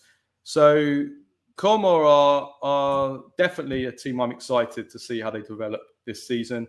First season Serie A last season, and Fabregas showed himself to be, Fabregas, the manager, showed himself to be one of the most promising young managers, not just in Serie A, but really in Europe. And that's why there's so much interest in him from Inter tried to hire him, Leverkusen tried to hire him, some other clubs also looking at him. So Fabregas is a very exciting young manager. And in the transfer market, they've brought in some exciting young players. I mean, Martin Baturina from the young Croatian player, Jacobo Ramon from Real Madrid, Kuhn from Celtic. They managed to keep Nico Paz as well. Jesus Rodriguez from Real Betis. I mean, they're still looking to do more work now. They're trying to bring in a goalkeeper. They're trying to, even Laporte, the centre back, they're trying to bring in. They brought in Morata as well as a striker, of course. So, yeah, you look at their team now, and we're looking at a 4-2-3-1. Butes, Voivoda, Jacobo Ramon, Kempf, Valle. Their midfield: Baturina, Kakure, Kuhn, Nico Paz, Asan Diao, and Morata. So, I mean, it's another, they spent a lot of money. It's another kind of exciting market. They've managed to keep Fabregas. They've kept their best players, Nico Paz and Asan Diao, and then they've supplemented them with these more of these kind of exciting young players. I think that, as I said before, yes, there'll be pressure on them after the heavy spending. It might take another year. This might be a year early, but I do really think that they can challenge for Europe, and I think that they can be a very dark horse for the top four. I don't expect them to get top four, but I think they can. If everything comes together, I wouldn't rule it out for top four. I think you're right in terms of the dark horse for top four. Very dark horse. I'm looking at this a little bit differently. I'm looking at this as, okay, Cesc, you had a great first year. This is now when it gets tough. This is the second year of uni now for you. Now coaches in Serie A are prepared when they play you. Now they know what to expect. They will have read you. How do you handle that? And that's going to be very interesting for me to see where Fabregas is in terms of as a coach when teams play him. Because Paz, like in attack, Nico Paz, Morata, Leao, they're fantastic players. There's no doubt about that. But this is a very tactical league. Teams turn up to you very, very well prepared, gridlock you. They will have studied you this season because last year you were new. This year you're not. And so it's going to be very interesting to see how he handles that. Again, with the unknown, I think they could finish 8th, 9th. They could also finish 4th. I really don't know. Yeah, I agree with all of that. I think that's a really good point on Fabregas. Teams will have been playing more open. Now they're going to be following his movements and closing those spaces. It's a different dynamic. Yeah, I agree. Okay, let's. We said we were going to try and not do 2 hours, but here we are, 1 hour and 15 minutes, and we've only just finished the previewing of the team. So let's go through all our predictions now. So we're going to work through the different categories. Let's start off with Scudetto first. Scudetto prediction. Now I am going to go for Napoli and Inter to have a 2-horse race for the Scudetto. I think it could potentially go either way. It could depend on the last 10 days of the transfer market. It will always depend on small details like injuries, like who stays in Europe and who goes out of Europe early, all that kind of stuff. Obviously, I think the Romelu Lukaku injury is a big blow for Napoli, but I still feel like if I had to put my money on it, I would back Antonio Conte, given that he's the manager. So I'm going to go Napoli to win the Scudetto. If there is a Scudetto race, and I'm not certain that it could be, this could be a Conte show running away with it, because this is the first time since Maurizio Sarri was appointed at Juve when they won the Scudetto that summer, or even before that, rather, that a Scudetto winner has actually pushed on and not weakened or taken a step sideways. Napoli actually have a continuity in their project. This is the first time in a long time we've seen that. Secondly, it's Antonio Conte the second year when everyone knows their places. And usually that bodes well. So I'm not certain we see a Scudetto race. It could be a situation where, if he has his 5 to 10 point lead by December, that's it. It's over. But if there is to be a Scudetto race, it will be, I think, with Milan and Allegri, with Napoli. I think the fact that Milan's mercato, given their coach and where they are, he's had time to work with them. He plays once a week. I'm not saying Milan are going to win the Scudetto, but if I look at everything together, from the coach, from the transfer window, where they are in their project and everything else, I think Milan are probably in the best position to threaten Napoli and take the Scudetto from them. Because of all the things I mentioned, and also because I think Inter have the best squad on paper. There's no doubt about that. Let's not beat under the bush with that. But they don't have the best coach. Absolutely not.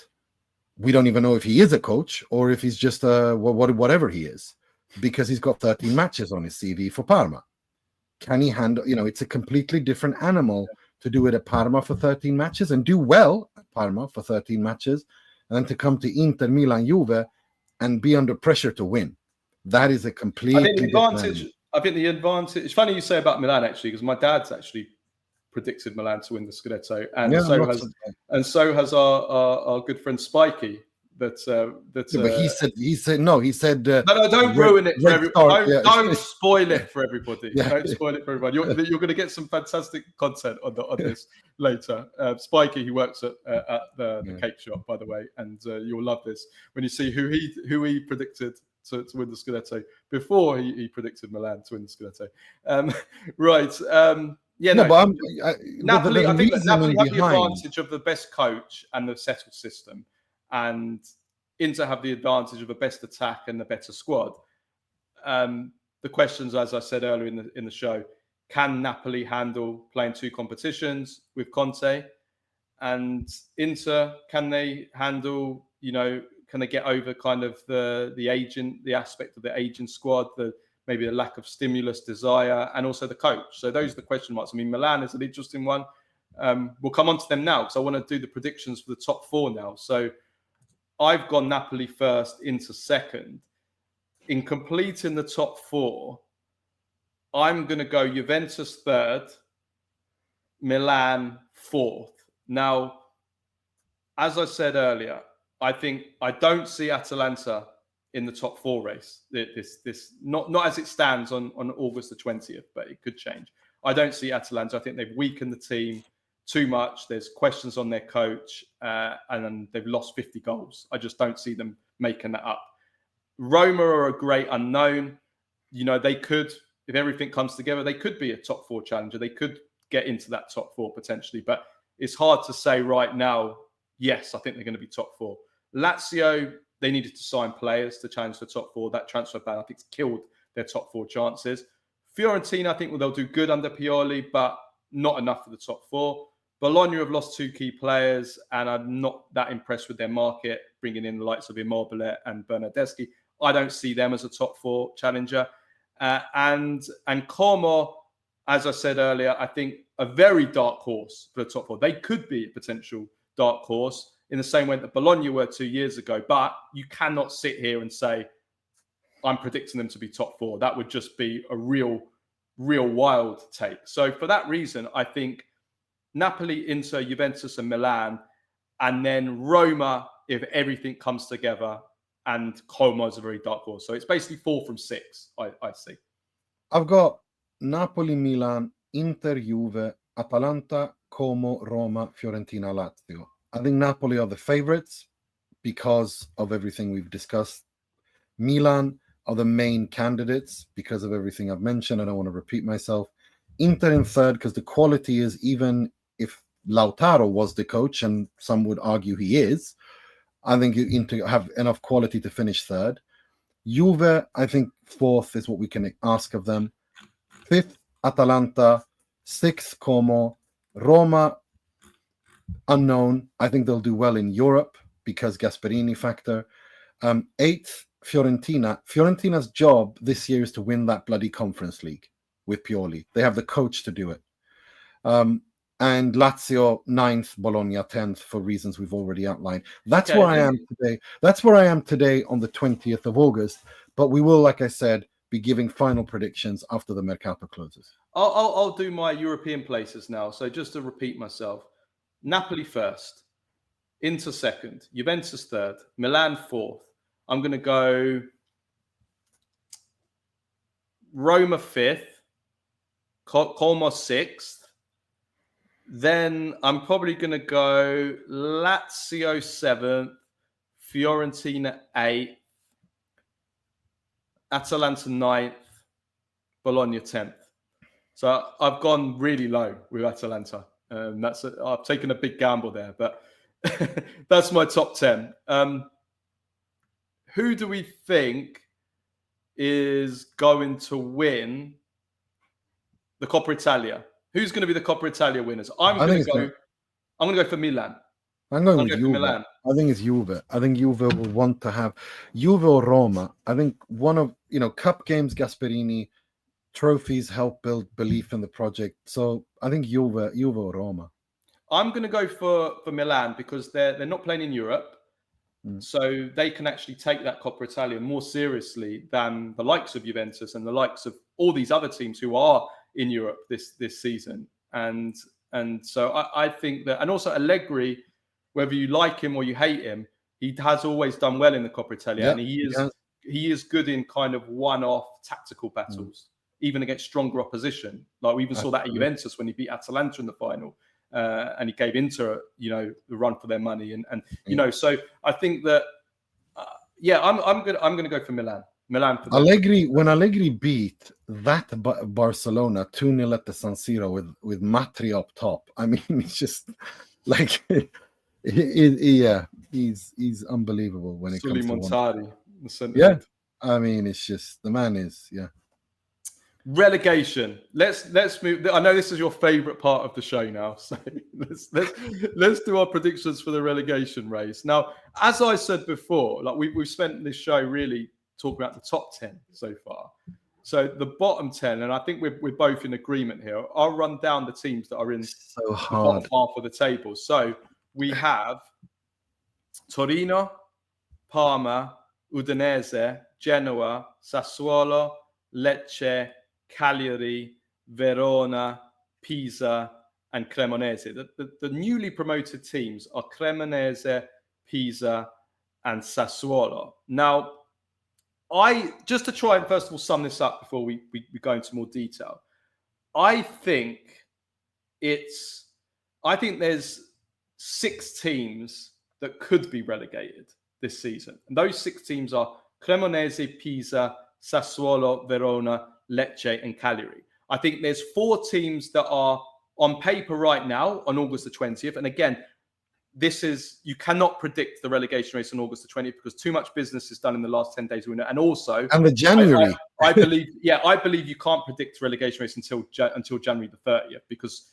the relegation teams always do so much business in January. And that always so this is more kind of this is a bit more speculative right now. But I think as it stands on August the 20th, I think there's 4 teams in particular that really are weaker than the rest. And those are Cremonese, Pisa, Verona, and Lecce. Personally, that's just my personal opinion right now. I think those 4 are weaker than everyone else. And if I had to predict now who are going to get relegated, I think it'll be Cremonese, Pisa, and toss a coin out of Verona and Lecce. That's how I see it right now. I agree with most of that. I just don't have Sassuolo being relegated. I think Sassuolo will be fine. I think Sassuolo, Fabio, I'm really excited to see what Fabio Grosso can do. I think he's going to be, after a few, experiences, last season when we were asked on the Q&A pod, Serie B coaches to watch out for, I mentioned Fabio Grosso. I think now he's ready for the Serie A. So I don't expect them to be in any kind of problems in this for the relegation. And I look at that squad as well, and it's too good to be relegated. It really is. So I'm not worried about them. I am petrified for Lecce. Because Di Francesco at Lecce is about as bad a mismatch of a coach, in my opinion, that you can do. I can't think of anyone less suitable to guide Lecce than Eusebio Di Francesco. It's just pre-season preview 5 in a row where Nima has gone after Eusebio Di Francesco. I just, and then I look at Cagliari, Pisacane. I will say one thing about Di Francesco. I agree, but I actually think he had a good season last season. He did. He had a very good season with really Venezia. Well. And he had a very good season. The defense. Like they went down last season, not because of their defense, because of their attack. Because of their attack. I'm with you on that. Yeah. But that was a different squad. That was Venezia. That was a completely differently built squad. This is a side that has just lost Kristovic. This is a side that, it feels like they are preparing for Serie B Lecce, that they weren't prepared to stay up last season, and now they're preparing to go down again. And I don't want that because I love Lecce, as I've made very clear. I'm worried about Cagliari a lot. Pisacane is the question mark with Cagliari is the manager. But I look at their team and I think they're going to stay up if they keep Piccoli, who actually has got some interest from other teams. They've got Esposito. Fodoruncho will score goals for them. Yeah. They're a tough ground to go to. Cagliari. Yeah, they are. Especially at the beginning and end of the season when it's hot and it's like really fiery kind of place. I think that, and they play relegation. They're up for the game. They know what it means to play relegation football. Yes, exactly. Yeah. They know how to play relegation football. I'm going to totally remove Genoa and Torino. I don't think there's any. I think they're going to be 10th as well. They'll be 10th and 11th. Torino and Genoa will be 10th and 11th, or 11th and 12th. Sorry, Torino and so they'll be fine. And Parma have to be a little bit careful. I'm worried about Parma. Have sold so many big names. They got rid of Boni, they got rid of Som, they got rid of Man, Mihaila, Leoni. These are all really fantastically talented youngsters. Now, I've no doubt they're going to bring in some really talented youngsters because they're doing a really great job at bringing in talented youngsters. But it could be a case of, with so much turnover, that they have another slow start to the season. They're patchy, they're up and down. They've got a 29-year-old manager, Cuesta, where there's some question marks there. So Parma are the kind of team who they should be okay, but it could easily quickly go wrong and become one of those. Do you know what I mean? So that's exactly why I don't have Hellas Verona there, because I think Paolo Zanetti is already, he's been there. He did it last year. He knows what he's got. I think they'll be thereabouts. I look at their team though. Yeah, but we've said that for 5 years now, and every single season they're not even remotely there. They've lost Suslov though for like most of the season, and he's a crucial player for them. He's their best player. But I think they'll be thereabouts. I'll tell you why also with Verona. They've had the backbone of their team ripped out of them by selling Ghilardi and Coppola. Yeah, but I think that's their huge losses. How do you replace those two? Well, I think that's the thing though. It's not the first time they've been in this situation, and they and they manage well. And Zanetti continuing is all right. Look, I'm for me, it's the main relegation ones. It's I'm worried about Cagliari. I'm worried about Lecce, and then I have Cremonese, Pisa. Cremonese and Pisa, just look at the quality of those teams. And even though I think Pisa have had a decent, they've brought in a few decent players. Like Ebisha, Quadrado, even Ize, Junsola. These players, they're for Pisa's level, not bad signings, to be fair. But I just look at Cremonese and Pisa's level. I love Davide Nicola, and I love the fact that he's brought in Baschirotto, so he's closer to the farm, to the family farm, which is brilliant. It's a brilliant story. But my God in heaven, if Davide Nicola manages to keep Cremonese up with this team, it's a bit of a farmer's team, isn't it? It's he has to be the Serie A coach of the year. It's just unbelievable. But look, I think it's going to be one of your three teams. Give me your three teams. I was going to get to that. The most exciting relegation battle ever. There's so many teams involved here. I think we're talking I don't think we're going to have a team that's going to be like dead 20. Do you know what I mean? Like by January, we know they're going down. I think it's going to be like 6 teams involved for most of the season. I think Pisacane, given that he's a club legend, isn't he? He's a local. He came up through the ranks. I'm really, it hurts and breaks my heart to say this. But I think that the longer they stick with Di Francesco, the more the chances are that Lecce finish dead last in the Serie A. And I take no pride and pleasure in saying that. The thing with Lecce is I trust their sporting directors to bring in. I love Pantaleo Corvino. I trust him to bring in some unknowns that will Yeah. But then they have to replace Kristovic, who is. But not just that. That's the only thing that I'm like. It's Pantaleo Corvino. I defer to his football brain compared to mine. It's nothing. He's a legend, Corvino. So there's always going to be question marks. Even Udinese, they've sold both they're probably their two best players. They're two attackers, Thuram and Lorenzo Luka. Yeah, and they haven't really replaced them as well. Biol left as well. And Biol, but they haven't replaced their goal. Again, when you take out so many goals and firepower out of a team and you don't replace it, it's just basic logic that you need to replace those goals from somewhere. And if those goals weren't already in the squad, then they're not just going to magically appear, which is the issue that I have with Atalanta. So, Udinese need to probably bring someone in to replace them. Otherwise, where are the goals going to come from? So even Udinese have to be a little bit careful. Even if I like some of their other signings lower down in the like Godlitze, I think is a good sign. So yeah, there's like you said. Look, I'll tell you my three now as it is today, right now. I think it's going to be Cremonese. I think it's going to be Parma, and I think it's going to be Lecce. Parma, okay. Yeah. I don't like Parma, what Parma have done at all. I'm actually quite annoyed because I was expecting them to have a completely one of their big signings just done his ACL straight off the signing him for like 10 million or something. So yeah. Anyway, okay, let's carry on with our predictions. Capocannoniere. I'll read down the list of kind of favourites with the bookmakers, and then so it's easy to choose from. So for those that are watching and listening, so Lautaro, Thuram, Moise Kean, Jonathan David, Colomuani, assuming he returns, Yildiz, Lukaku, Lorenzo Luka, Lookman, Scamacca, Rafael Leao, Jimenez, Ivan Ferguson, Paulo Dybala. I'm gonna go for Moise Kean again. I've gone for one of Jonathan David or Rafael Leao because I think Jonathan David is going to score a ridiculous amount of goals. He's a goal scorer, and in this Juve, surrounded by those players, he's going to score. He's very efficient in front of goal. Rafael Leao depends on the injury. I haven't seen how seriously injured he is. If he's not seriously injured, playing once a week with Allegri, and I expect Milan to be have a good season. It's I wouldn't be surprised if Leao wins the Capocannoniere.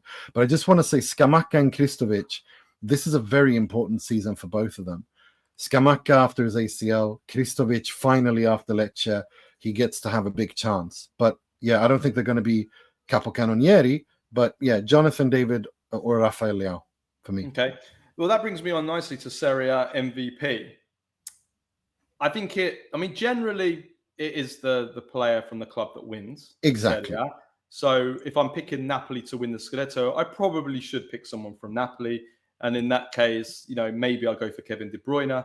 But I'm gonna try. I mean, that would be a bit too boring. So I'm gonna try and go for something based on a change that I've seen just on pre-season. And I'm gonna go for who you just said there. I'm gonna go for Rafael Leao because I really liked the promising signs that I saw.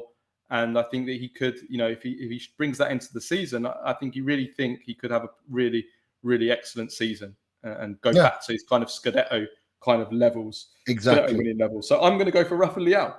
I think it depends on who wins the Scudetto. If it's Milan, it's Leao. If it's Napoli, it's De Bruyne. It's as simple as that. Mm-hmm. Okay.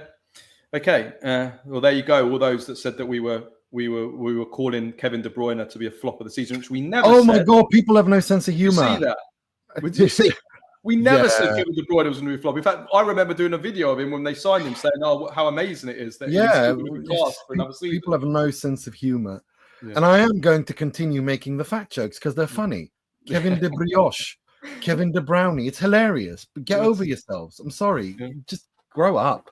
Yeah. By the way, that video that you put out there did 10 million views on Facebook. Yeah. So you're officially. That's another thing I thought was hilarious about. I got to tell you that. I got to say that, which I think is hilarious, because that joke had layers that I tweeted out, and it went viral because it was layers. The first layer was he's put on weight. Layers of sponge. Well, yeah, of course, and gravy, or layers of custard. No, but listen, no, seriously, there's layers in that joke. The first layer was he's put on weight. Doesn't mean he's fat. He's put on weight. He has put on weight. We've seen that. Even at City last year, we saw him put on weight. The second layer was he's in Naples. He's eating fantastic food, and therefore he's put on weight. And the third layer of that joke was he's been in England for 10 years. It was easier to resist the food there. So it was completely lost on people. And it's like, I just, come on, I'm giving you gold here. Very, very true. I can't argue with that. I cannot argue with that. Also quite funny was when we did the video of De Laurentiis about the English women not washing their genitalia. And like half of the comments was, did he say thought we were agreeing with him. Like, are you insane? Half of the comments were, but he's not saying anything. There's nothing untrue that he's saying. Yeah, and some people were saying like, "Oh, it's offensive. Why are you agreeing with him?" Like, we're not agreeing with him by reading and laughing. Just telling the story. Yeah. Yes. People. Oh my God, people are crazy. Yeah. Shoot the messenger, right? Right. New signings to watch out for this season. First of all, I have to go with Luka Modric. I think that yes, he's 39 years old. He's going to be 40 this year, but he's a legend. He's one of the greatest players in the history of football. Ballon d'Or winner, and he's still great to watch. So I think that's absolutely fantastic. I'm also going to pick Jashari from Milan as well. This guy has been built up to be such a special talent, and Milan spent the whole summer trying to sign him. So he surely has to be good if you spent all that time going after him. So I think he's certainly someone to watch out for. Kevin De Bruyne as well, of course, just like Luka Modric. He's 34 now, but he's one of the greatest players in this generation. Maybe the greatest ever Premier League player ever. And he's still a genius of a player. I think he's gonna really, everyone's gonna enjoy watching him play this season. Miguel Gutierrez from Napoli is another player to watch out for. He's somebody that was fantastic at Girona. He's underlapping runs, and he can add a new dimension to this Napoli team. So he's somebody else that I would say watch out for. I was going to pick Ademola Lookman. I have him written down here, but he's obviously not going to Inter anymore. So do you want to pick some players instead, Nima? Yeah, I do. I have Jonathan David. I think he's brilliant. He'll be a brilliant signing. I also have De Bruyne and Modric, so I'm not going to mention them. But Petar Sucic is going to be, I think he's going to be one of the players of the season, midfielder of the season, candidate of the Serie A, no doubt, because this is one of the biggest talents to come out of the Balkans in a decade. Like he is that good, and I'm really looking forward to see if he can express that and how he can express that. But yeah, I have high expectations for Petar Sucic. Some of the things I've seen from him is just wow. And of course, people are listening to this pod, and our patrons are probably sick of me mentioning this because I never stopped talking about him last season because of his exploits in the Serie B. But Francesco Pio Esposito is someone I have so much expectations for. I really think this could be Italy's next starting number 9, if everything turns out well. He has everything. He has mentality. He has shown that he's a killer in the box. He's a monster, a physical monster, technically good shot on him, and the right work ethic. His also, the way that he has built up his body, 8 kilograms throughout the season he put on in muscles whilst remaining very mobile, dynamic, and goal scorer. He is hungry. He wants to do well. He doesn't feel he's done anything yet.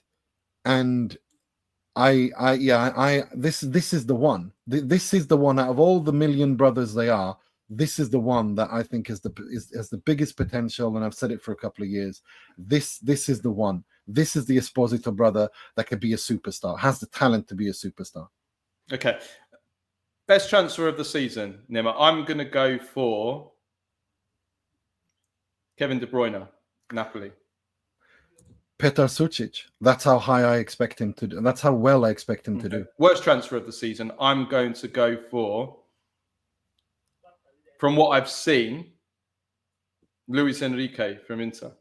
Yeah, Luis Dalbert. Like that's they bought another Dalbert. This is another aspect that is so stupid. They bought him early on because they were going to play a 3-4-2-1, and he was supposed to be one of those players who would work as a one of the four to the wide in that 3-4-2-1. That's why they had Zalewski, who worked there. So Inzaghi leaves. They wanted to bring in Lookman. They scrapped that. That leaves Luis Enrique high out to dry because I really don't know what they're going to do with him. He's going to be a backup to Denzel Dumfries. Fair enough. But it's the things I've seen from him, it looks like, I don't want to say it, but I just feel I get Dalbert vibes. If Denzel Dumfries gave me Maicon vibes when he's at his best, Luis Enrique gives me Dalbert vibes when he's at his worst. I remember the Jonathan Maicon, just because he was bald and Brazilian and played on the right. It's actually Modji who said that, by the way, who made the Maicon. Yeah, Modji said, he didn't say Maicon. Modji was the one who said that if I could sign any player in Brazil, it would be Jonathan. Oh, was it? It was another. It was another Cyril Domaru. No, he was. This was after he had no business to. Like, he was not involved anywhere other than on TV. But yeah, let's go to young players who could explode in Serie A this season. So we're going for players under the age of 23. Yeah. So some of these, quite a few. We've got quite a few. Some of these are those that maybe you could argue have already exploded, but I wouldn't say that Kenan Yildiz has really truly exploded. Not yet. I think this will be the season where we see Kenan Yildiz really, really explode. He's been fantastic in pre-season. Then we have, Nico Paz, you could probably argue already. I think he already has exploded. He already broke out last season, but I see him having another excellent season this season. So those two are the kind of the question mark ones. Mateus Sule maybe broke out in the last few months of last season, but I think but Frosinone with his season at Frosinone, but he could potentially have a full breakout season at a big club. Yeah. Then we have those that are haven't broken out yet, and I would say keep an eye on Evan Ferguson from Roma. I would say keep an eye out on him. If he can stay fit and if Gasperini can kind of work his magic that he has done in recent years with young developing players, I think he's certainly one to watch out for. And Baturina from Como, together with Assane Diao, who had a really good second half of the season. Those two players from Como, certainly two to watch out for. Look, I don't want to keep banging on about Esposito and Sucic, which I have, but Jashari, Camarda has been interesting, even though he's at Lecce. I think that could be one of the few positive things about Lecce's season. I do, so. And also, sorry, we hope so. We hope so. Yeah, we hope so for Italy. And Boni has looked good, but I do want to say something about Sebastiano Esposito. I think this move to Cagliari is just the right move for him. The right size of club, the right environment. I think this is a little bit his last chance to see what kind of career he has. Personally, I've never seen him better than Pinamonti, and I think that's his level at a Genoa, that kind of mid-table at most. But I think that he will score quite a few goals at Cagliari. I think he's at the right place to have that that kind of a season where I see him scoring maybe 10, 12 goals. I still don't think he'll be a top striker, top 4, top 5 striker. I think 9th, 10th, like I said, I think at most a Bologna or a Udinese is his ceiling. But I think I like this move to Cagliari because I think it's a smart move. I think it's the right move for him where he is. And I think he'll score quite a few goals there. Yeah, okay. I hope that some of the Fiorentina Italians can break out this season. Also, again, this kind of wishful thinking, but the likes of Comuzzo, Fazzini, Vizzi, these kind of players, Pizzilli at Roma, some of the Italians that are playing, we hope that some of these can break out as well. Coaching changes. There's been, again, a lot of coaching changes, more than half of the league have new managers. So I'll quickly run through them. So Inter have gone from Simone Inzaghi to Cristian Chivu, Atalanta from Gasperini to Juric, Roma from Claudio Ranieri to Gasperini, Lazio from Marco Baroni to Maurizio Sarri, Fiorentina from Raffaele Palladino to Stefano Pioli, Milan from Sergio Conceição to Max Allegri, Torino from Paolo Vanoli to Marco Baroni, Parma from Cristian Chivu to Carlos Cuesta, Cagliari from Davide Nicola to Fabio Pisacane, Lecce from Marco Giampaolo to Eusebio Di Francesco, Pisa from Pippo Inzaghi, who's gone to Palermo now, to Alberto Gilardino, and Cremonese from Giovanni Stroppa to Davide Nicola. Who's your prediction, Nima, for best coach of the season? I'm going to go for, it's boring, really boring, but I'm going to go for Antonio Conte. Look, it's going to be one of Conte or Allegri. I've said Milan or Napoli as things stand, so I have to go with Conte or Allegri. It's that simple. I think we didn't talk about Torino before, but I think Baroni's going to do a good job at Torino. I think so too. Look, if the coach of the year, if it's just based on the Serie A, I think it's Conte or Allegri, because I think those are going to be the big. But if Davide Nicola manages with this Cremonese to stay up, then or come 14th or 13th and avoid that has to be him, because they are not a good side. Well, Cremonese or Pisa, if Gilardino. Pisa, Gilardino as well. Very good point. Gilardino as well. Very good point, because if he can manage to pull that off, that's a miracle. For sure. There's a lot of interesting storylines. Of course, the youngsters, Fabregas at Como. How does he do? Can he push on? Does he put himself in a position next summer where it's impossible for Como to keep him next summer? And also the most fascinating one of all is Carlos Cuesta at Parma, 29 years old. I mean, it's a huge gamble, isn't it? I mean, if Chivu is a gamble at Inter, I don't know what to call what they've done at Parma. Yeah. First coach to be sacked this season. I've got 4 in my head, but I'm not going to say all of them yet until you've given yours. It's Fabio Pisacane, Eusebio Di Francesco, or Cristian Chivu.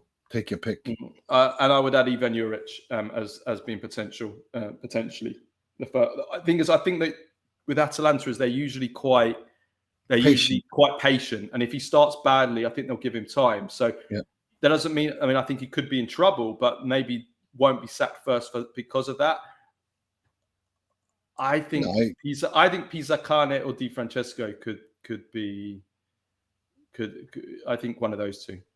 They start badly, but then again, I don't know what Pisa and Cremonese are like. Like, if they start badly, will they want to stick with Gilardino and Nicola? Oh yeah, that's true. Yeah, Pisa or Cremonese. Yeah, that's exactly the same thing there. Could it be Pisa? Could it be Lecce? Could it be Cagliari? And the reason why I have Cristian Chivu there is because I think he's going to have a hell of a time. I think it's going to be difficult. Why Kivu's at doubt? Why Kivu's at risk is because if Inter start badly, and starting badly could easily be just being 5 points behind Napoli. It doesn't even have to be bigger than that. No. Then the pressure. We already know what the narrative will be, because it's an obvious narrative. Oh, he's not experienced enough. He can't handle the dressing room. Lautaro will start. You already know, and there's nothing sinister in that. It's just. I just want to say something about that. I want to say something about the Chivu thing, because I'm not. My perspective on this Chivu appointment, I like Cristian Chivu. I think what he has done is commendable. I think the fact that he stepped up when Inter were in deep shit out of their own making, is commendable, and it just shows that he loves Inter. And it was a great opportunity that he didn't know he was going to get, of course. But I think he should be commended for stepping up to the plate and wanting to help save Inter in that situation Inter were in. So I'm never going to demand that they sack him. I'm never going to demand, because he shouldn't have been appointed. The people I blame are the people who appointed him, who put Inter in this position, and that is Beppe Marotta, who's the club's president and now also owns shares of the club. This is his project. This is all on him. And I don't like the fact that they have done this, because if it goes pear-shaped, which I expect it to go, they've done what Milan did in those latter years under Berlusconi, when they destroyed legends. I think club legends should be treated with more respect, like Juve did with Ciro Ferrara, like Milan did with Filippo Inzaghi or Clarence Seedorf. To me, this is one of those appointments with Cristian Chivu, and I don't like it because club legends deserve more respect. Okay, right. Penultimate segment before we finish off on this extra long show. We tried to keep it under 2 hours, but we failed miserably. You knew we weren't going to. Yeah, it's honestly, you try and produce or try and host a show with so many different segments. It's bloody hard. It's impossible. It's bloody there's so hard, much to talk about. It's a big preview. I'll tell you what, most of these shows that we're competing against, they have like a team of 10 doing a show like this. Right. Right. Okay. Best kits, best and worst kits of the Serie A season. We're gonna pick 2 each that we like and that we hate. So I'm gonna go first. Best. My favorite kit is, or one of my 2 favorite kits is the one I'm wearing. This one here. I know it's controversial. It's one of those Marmite ones. You hate it, you either like it, love it, or you hate it. But I really like it. I really like it. It's totally unique. I think it's one of those kits that you probably hate it the first time you see it, but in 10 years' time, we'll look back at this kit and we'll say, "Wow, that is a really kind of iconic kit." So I'm going to go for this Juventus away kit. Do you like it, Nima? I think it's all right. I've seen a lot of Juventus fans slate it, but I think it's all right. I don't think it's that bad, to be honest. I'm not sure if the yellow particularly goes with it, but I like the water blue. I really do like. I think the water blue is really nice, and I like the Adidas stripes. I like the white. I think it looks. No, I don't mind it. It's very summery, if that makes sense. It is, yeah, it is. It reminds me of like the water, like the sea water, the blue, blue kind of water. Yeah. Go on, you tell us your first favorite one.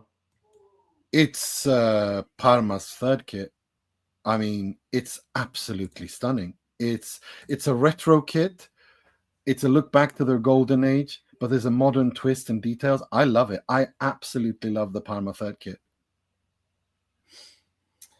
Yeah, and those that are watching the show will be able to see that kit going up. But yeah, I really love it as well. It's like a kit from the 90s. They had a kit exactly like that in the 1990s. From their golden age. It's absolutely gorgeous. Yeah, and that was actually that was going to be my second favorite kit. So now that you've picked it, I'm gonna quickly pick another one. I really, really like the Atalanta away kit, which reminds me of a kit which I think we've spoken about the last 2 weeks on this show, which was an Inter kit in the early 90s, the Fiorentina. And it's white with kind of 4 or 5 kind of black stripes with blue going through the middle of them, going up, and the sponsor in red. And I think it's like, I really like the Atalanta home kit as well. Yeah. I like the home and away kits of Atalanta. I agree. I want to give honorable mentions to Lazio, Napoli, Torino, and Milan's home kits. I think they're really nice. Napoli, all 3 of them are really nice, and Lazio's as well. So I think honestly, I think this is a really great season for Serie A kits. Agreed. I really do. I think that they've done a fantastic job. I agree 100%. There's so many. I really like the Bologna away kit. I like the Hellas away as well. Is so nice. Yeah. No, I think they've done Roma's as well. No, I think they've done an excellent job. Inter away's kit, I like that as well. Yeah. I think Napoli's home kit is pretty nice as well. Yeah, Torino's away kit is not bad. Torino's home and away is stunning. Yeah, really nice. I think there's a lot of great kits this season. Yeah, agreed. Who was your second favorite kit? Because this is where there's going to be controversy. Yeah, listen, Genoa's away kit is absolutely gorgeous.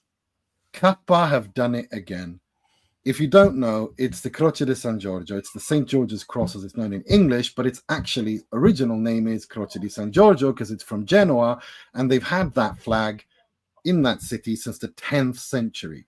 So the English stole that as well, the pirates. Yeah. They stole that flag as well off the Italians, and that should get everyone going, shouldn't it? I mean, let's be honest. They colonized and stole most of the world. So no, but one of the reasons, of course, England used that flag, of course, is because they were a maritime superpower, Genoa, and nobody dared attack their ships. So that's why they, that was part of the reason that England back 1,000 years ago, or 5, 6, 7, 800 years ago, decided to have that. So there's a little history lesson for you, those of you who like history, who didn't know that. So no, I love it. The only minus I have is the sponsor doesn't suit the shirt, but the shirt, Kappa, the red cross on the white background. If you know the history of Genoa, and you know that it goes back over 1,000 years, I think it's I love it. I get the history, I get the connection, and I think that's great. And I think that it's nice to have that in your football kit, to have that as part of your identity, and it makes it authentic. And I think that's great.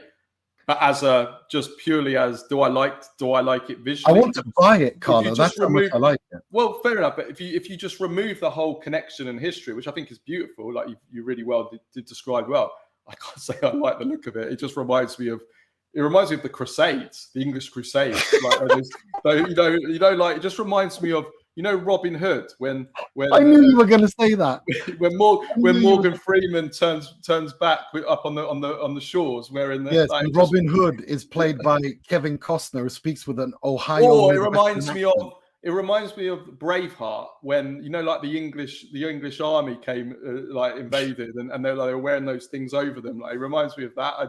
But look at it. You've got the red cross on the white background, the elegant gold for the around the detail. It's absolutely stunning. I want this kit, so I'm gonna buy this kit, and I think so, and wear it, because I think it's absolutely gorgeous. Absolutely gorgeous. I love it. But the thing with kits is it's also, you have to see them on the pitch, don't you? A lot of them as well. Yeah, and also I think, like I said, I use the analogy of music. Sometimes when you hear a song for the first time, you hate it, and then you hear it 2 or 3, 4 times, it starts to grow on you, and you start to, then you actually start to love it. And I think sometimes some football kits are like that as well. Like, the first time you see them, maybe if I see this Genoa kit 3 or 4 times, I might start to like it. So that's what football kits are like, isn't it? Is they can grow on you. It's stunning.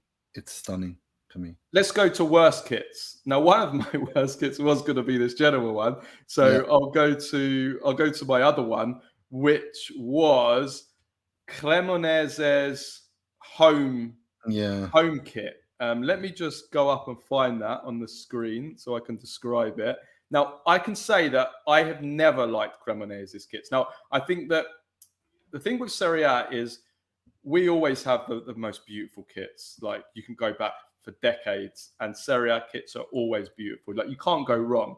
Cremonese, maybe Lecce are another, but certainly Cremonese are one of the few exceptions to that rule. I've never liked their kits. Their colours just do not go together. I mean, red and grey, red and grey does not go together at all. And it's supposed to be stripes, but it's one big grey stripe. You'll be able to see this on the screen, those that are watching on YouTube. One big grey stripe down the middle, then either side, two big red stripes, and then on the sleeves are grey sleeves with a little bit of red as well at the bottom, and the collar is red and grey as well. It's horrible. It's really, really horrible. It wouldn't inspire me if I'm a footballer playing in that kit. Would not inspire me at all wearing that kit. I think it's horrible. I think it's awful. Yeah, I just got to say on that note, like the best ones, again, Kappa have won it. Just look at Fiorentina's 3 and Genoa's all 3 as well. Kappa are outstanding. I think they've won the kit battle once again, as they always do. My worst one, look, I've got 2 bad ones, which I think are a crime. The first one, Inter's home kit. I'm sorry, but it looks like a colorblind classroom of 5-year-olds were left unsupervised in a candy shop, ate and drank their body weight in candy and sugar, raw sugar, Then we're given a box of crayons and told design the Inter kit. It's just, what the hell is that? It's a crime. It looks horrible. Maybe it looks good on TV on the pitch, but just looking at it, and then you have the Inter fourth kit, which is, I mean, I don't mind the Inter second kits, but yeah, I don't think it's been a vintage season for Inter kits, has it? It's horrible. And my second one, Juve's home kit. It looks like the barcode of a cereal box. What are we doing here? Like, it's no.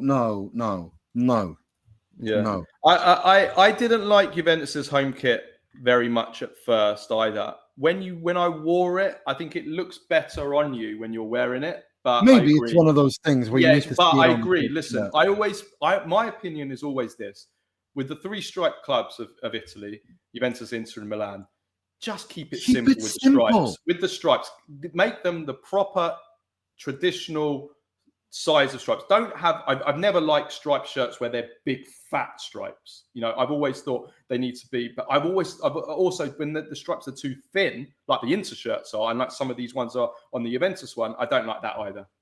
It needs to be just traditional stripes. Keep it simple. You literally can't go wrong with the three striped clubs. They're that beautiful, the colours and they're that. You know, you just can't go wrong. Yeah? No, keep it simple. Like, you don't need to reinvent the wheel. And I got to give like a dishonorable mention to the Lecce home kit.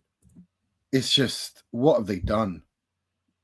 I mean, usually I don't like the Lecce away kit either.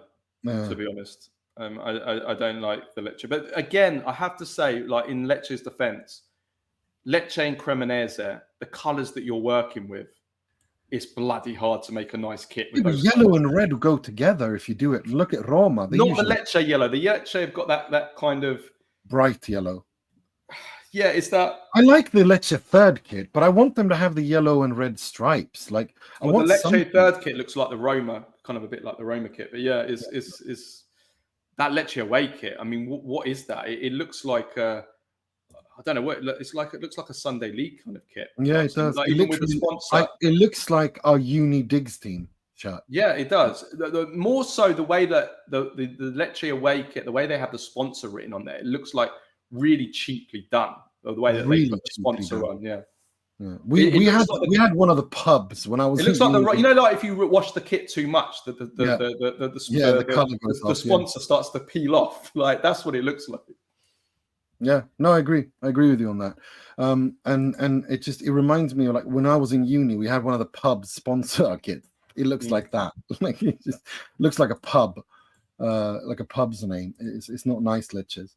And I agree with you with Cremonese. Cremonese are difficult colors. Gray is not an easy color.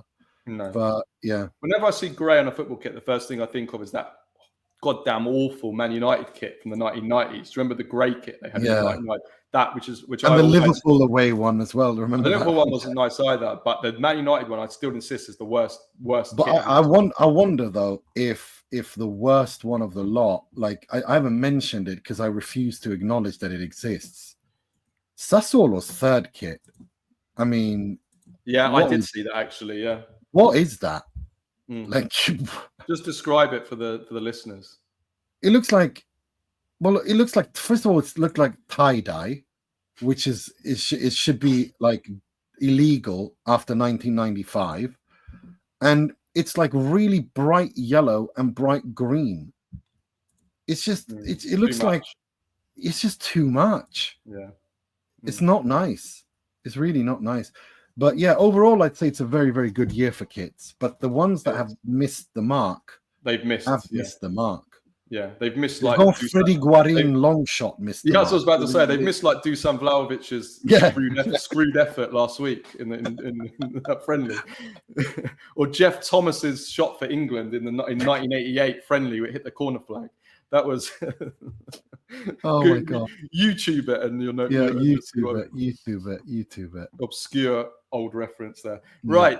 To finish off with, we are going to do 10 funny things to expect this season in Serie A. Now, I just want to stress before we start that these are we're not really expecting these to happen. Okay, Yeah. so if they don't, unless they already have happened. I was going to say how it happens. So if they don't happen, don't start like clipping this up and saying, "Oh, Carlo and Nima, look how stupid they are. They said this, and look what happened." Like we're just taking the piss a bit here. We're having a bit of a laugh. We're over exaggerating. Yeah. But at the same time, because it's Serie A, because it's batshit crazy, and because like fiction is reality in Serie A, there is a very real chance that quite a few of these actually could happen or as materialize, already have happened. Right? Yeah, or in one case we're gonna alternate here. Nima's gonna start, but here we go. 10 funny things to expect in Serie A this season. Antonio Conte saying he wasn't backed in the transfer window after getting knocked out of the Champions League in the group stages. Well, I think that's a very real possibility. In fact, I think even if they win the Champions League, you'll probably say he wasn't backed in the transfer. Okay. Right. Inter top the penalty table for a third year in a row, but Inter fans blame the referees for losing the Scudetto at home to Cremonese. Oh dear! I've started it, haven't I? Nima's going to come back at me now twice. Well, this is the part where the number 3 on the list. This already happened. Juventus fans and Juventus journalists crying on social media, blaming Marotta League and playing victims that they were set up in Plusvalenza gate because Inter sold Nikola Zalewski to Atalanta for 17 million. That already happened. It did happen. It's hilarious to me because people don't seem to understand that Zalewski was on an expiring contract in January, right? And he extended his contract so he could join Inter on loan, and Inter had to sign him for 6 million. That's what they did. So his real value is somewhere between 12 to 17 million. Yeah. But, so it's like, But I do firmly expect the Fondazione J'Identità Bianconera to file another frivolous lawsuit. And obviously that ending up in the bin is the second it's filed, because, they want those 20 euro memberships to keep popping in to defend Juventus's honor, which is literally why they were founded. It's hilarious. I've never even heard of them until you mentioned. You have not heard of J'Identità Bianconera? I hadn't. No, not until you introduced me to it. Anyway, it's next funny. One, another point of contention. Max Allegri sends Arden Jashari to Serie D to serve his apprenticeship with Milan Futuro. And Carlo having a meltdown over it the following week, Monday. Oh, wouldn't rule it out completely. Come on. Oh my God. Number 5, a Serie A anti-racism campaign to explode spectacularly in the Serie A's face after another epic own goal. No. It's gonna happen. Don't call me gypsy, the chimpanzee thing. Like it's going to happen. The hashtag don't call Anne Frank in the Cagliari shirt. Yeah, it's going to happen. We know it's going to happen. Yeah. I think there's a very good chance of that happening. Number 6. I mean, this has already happened. I was going to say already. For the last 5 years, Serie A fails to sell any TV rights in Africa or Asia. Yeah. And speaking about that, number 7, in order to, the Americans are going to save us because that's the only market the Serie A care about. The Serie A will hire the Island Boys twins full-time to grow culture among the youth in America and Mexico. Please, I don't want to see their faces, please. Oh, dear. Okay, right. Number 8. Let me brace myself for this one. Serie A announces to play 1 game a season in Israel. Why not? Why not? Why wouldn't they do that? What could possibly go wrong there, right? I wouldn't rule it out. Again, I wouldn't rule it out either. I wouldn't rule it out either. Australia, Ukraine, Gaza, Israel. I mean, everything's on the table. Everything's on the table. Number 9, Liverpool tried to sign Alessandro Buongiorno in January, and Aurelio De Laurentiis loses it, insulting England and especially Liverpool, and ends his rant by attacking the Beatles, saying John Lennon and Paul McCartney stole all the songs from Renato Carosone. That's brilliant. Brilliant. You know what that reminds me of? A great story, right? So this is going back about 10 or 15 years, and we were the cake shop. We went on a night out to a restaurant, and they were having an Elvis night. Right? There was an Elvis singer. There must be video of this. There must be video of this. I wish there was. This is probably over 15 years ago. And there was an Elvis singer, right? So he was singing all the Elvis's famous songs, dressed as Elvis. And one of the songs he was singing was Now or Never. You know the song, It's Now or Never, that one. So he's singing that. And while he's singing, the Elvis guy, you know, sometimes they put the mic in front of people's, you know, faces, and they get them to sing a verse. And he put it in front of this guy, bless him. He's been gone for about 15 years now. Cesarino, who was this. You've seen some of the characters at my dad's cake shop. This guy was. You've seen Spikey. He was 10 times Spikey. He was this little Italian guy. He was always drinking. He used to drink and drive when he was doing the deliveries. He used to sing, drink and drive. So he'd be driving around in the van. His van was going all over the place. He'd have his window wound down, and he's singing while he's doing it. I mean, he was completely nuts, like an incredible character. Anyway, and so while the Elvis was singing, he put the thing there, and he said to him, he sung a verse of Sole Mio to it. Sole Mio, yeah. And the Elvis kind of goes, no, it's now or never. And Cesarino goes, no, it's Sole Mio. He goes, no, the song's now or never. And Cesarino goes, this song was Sole Mio. Elvis stole this song. It was Sole Mio. He stole it. Elvis stole this song. Well, to be fair, and literally the guy had to stop singing because he stood up and he went mad and he's shouting in front of everyone this song, and then you could hear it through the mic. And it was very, very funny because. Well, to be fair to him, you know, it's not the first thing Elvis stole. So, you know, I'm just saying. I'm just saying. Elvis was not the first to sing like that or move like that on a stage. That's all I'm going to say. Look into your music history. No. That's all I'm going to say. It was actually a black woman who did it, but never mind. Anyway, was it? What was her name? Yeah. I can't remember. I watched the docu.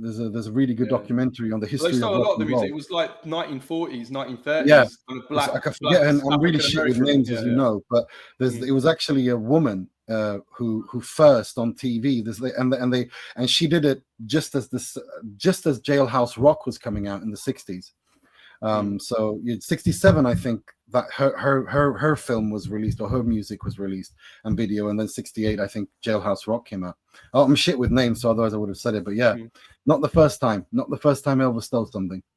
Yeah, no surprise there. And finally, number 10. This is gonna happen. This is gonna happen, definitely. This is definitely gonna happen.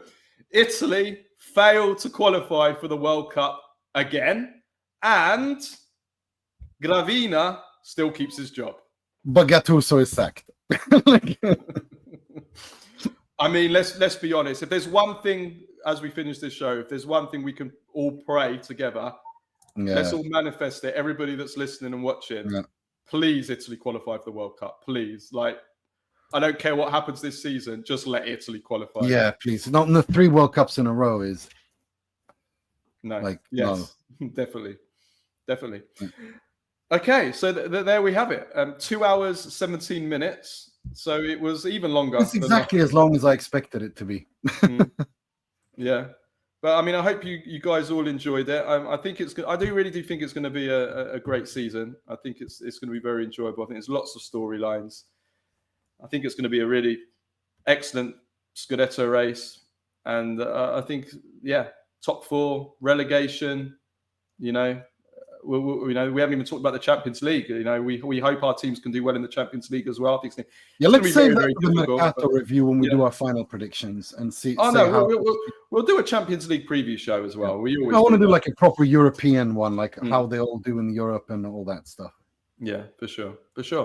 Okay, right. Let's leave it at that then. So we will be back next week on Monday for a first weekend of the season review, which Nima's going to be doing with Patrick Kendrick. Just confirmed. Yeah, he's going to be doing it with me. I'm not around, but I'm gonna try and do a reaction to.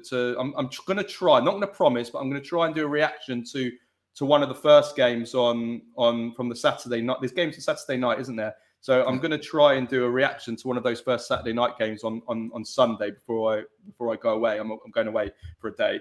So we've got next week the Q&A you'll be doing with someone else. Yeah, the next Q&A, because Nima's then away. He's moving. Nima's moving, and I'm going to be doing the Q&A with with another special guest, which I'm just finalising at the moment. So yeah, lots to look forward to.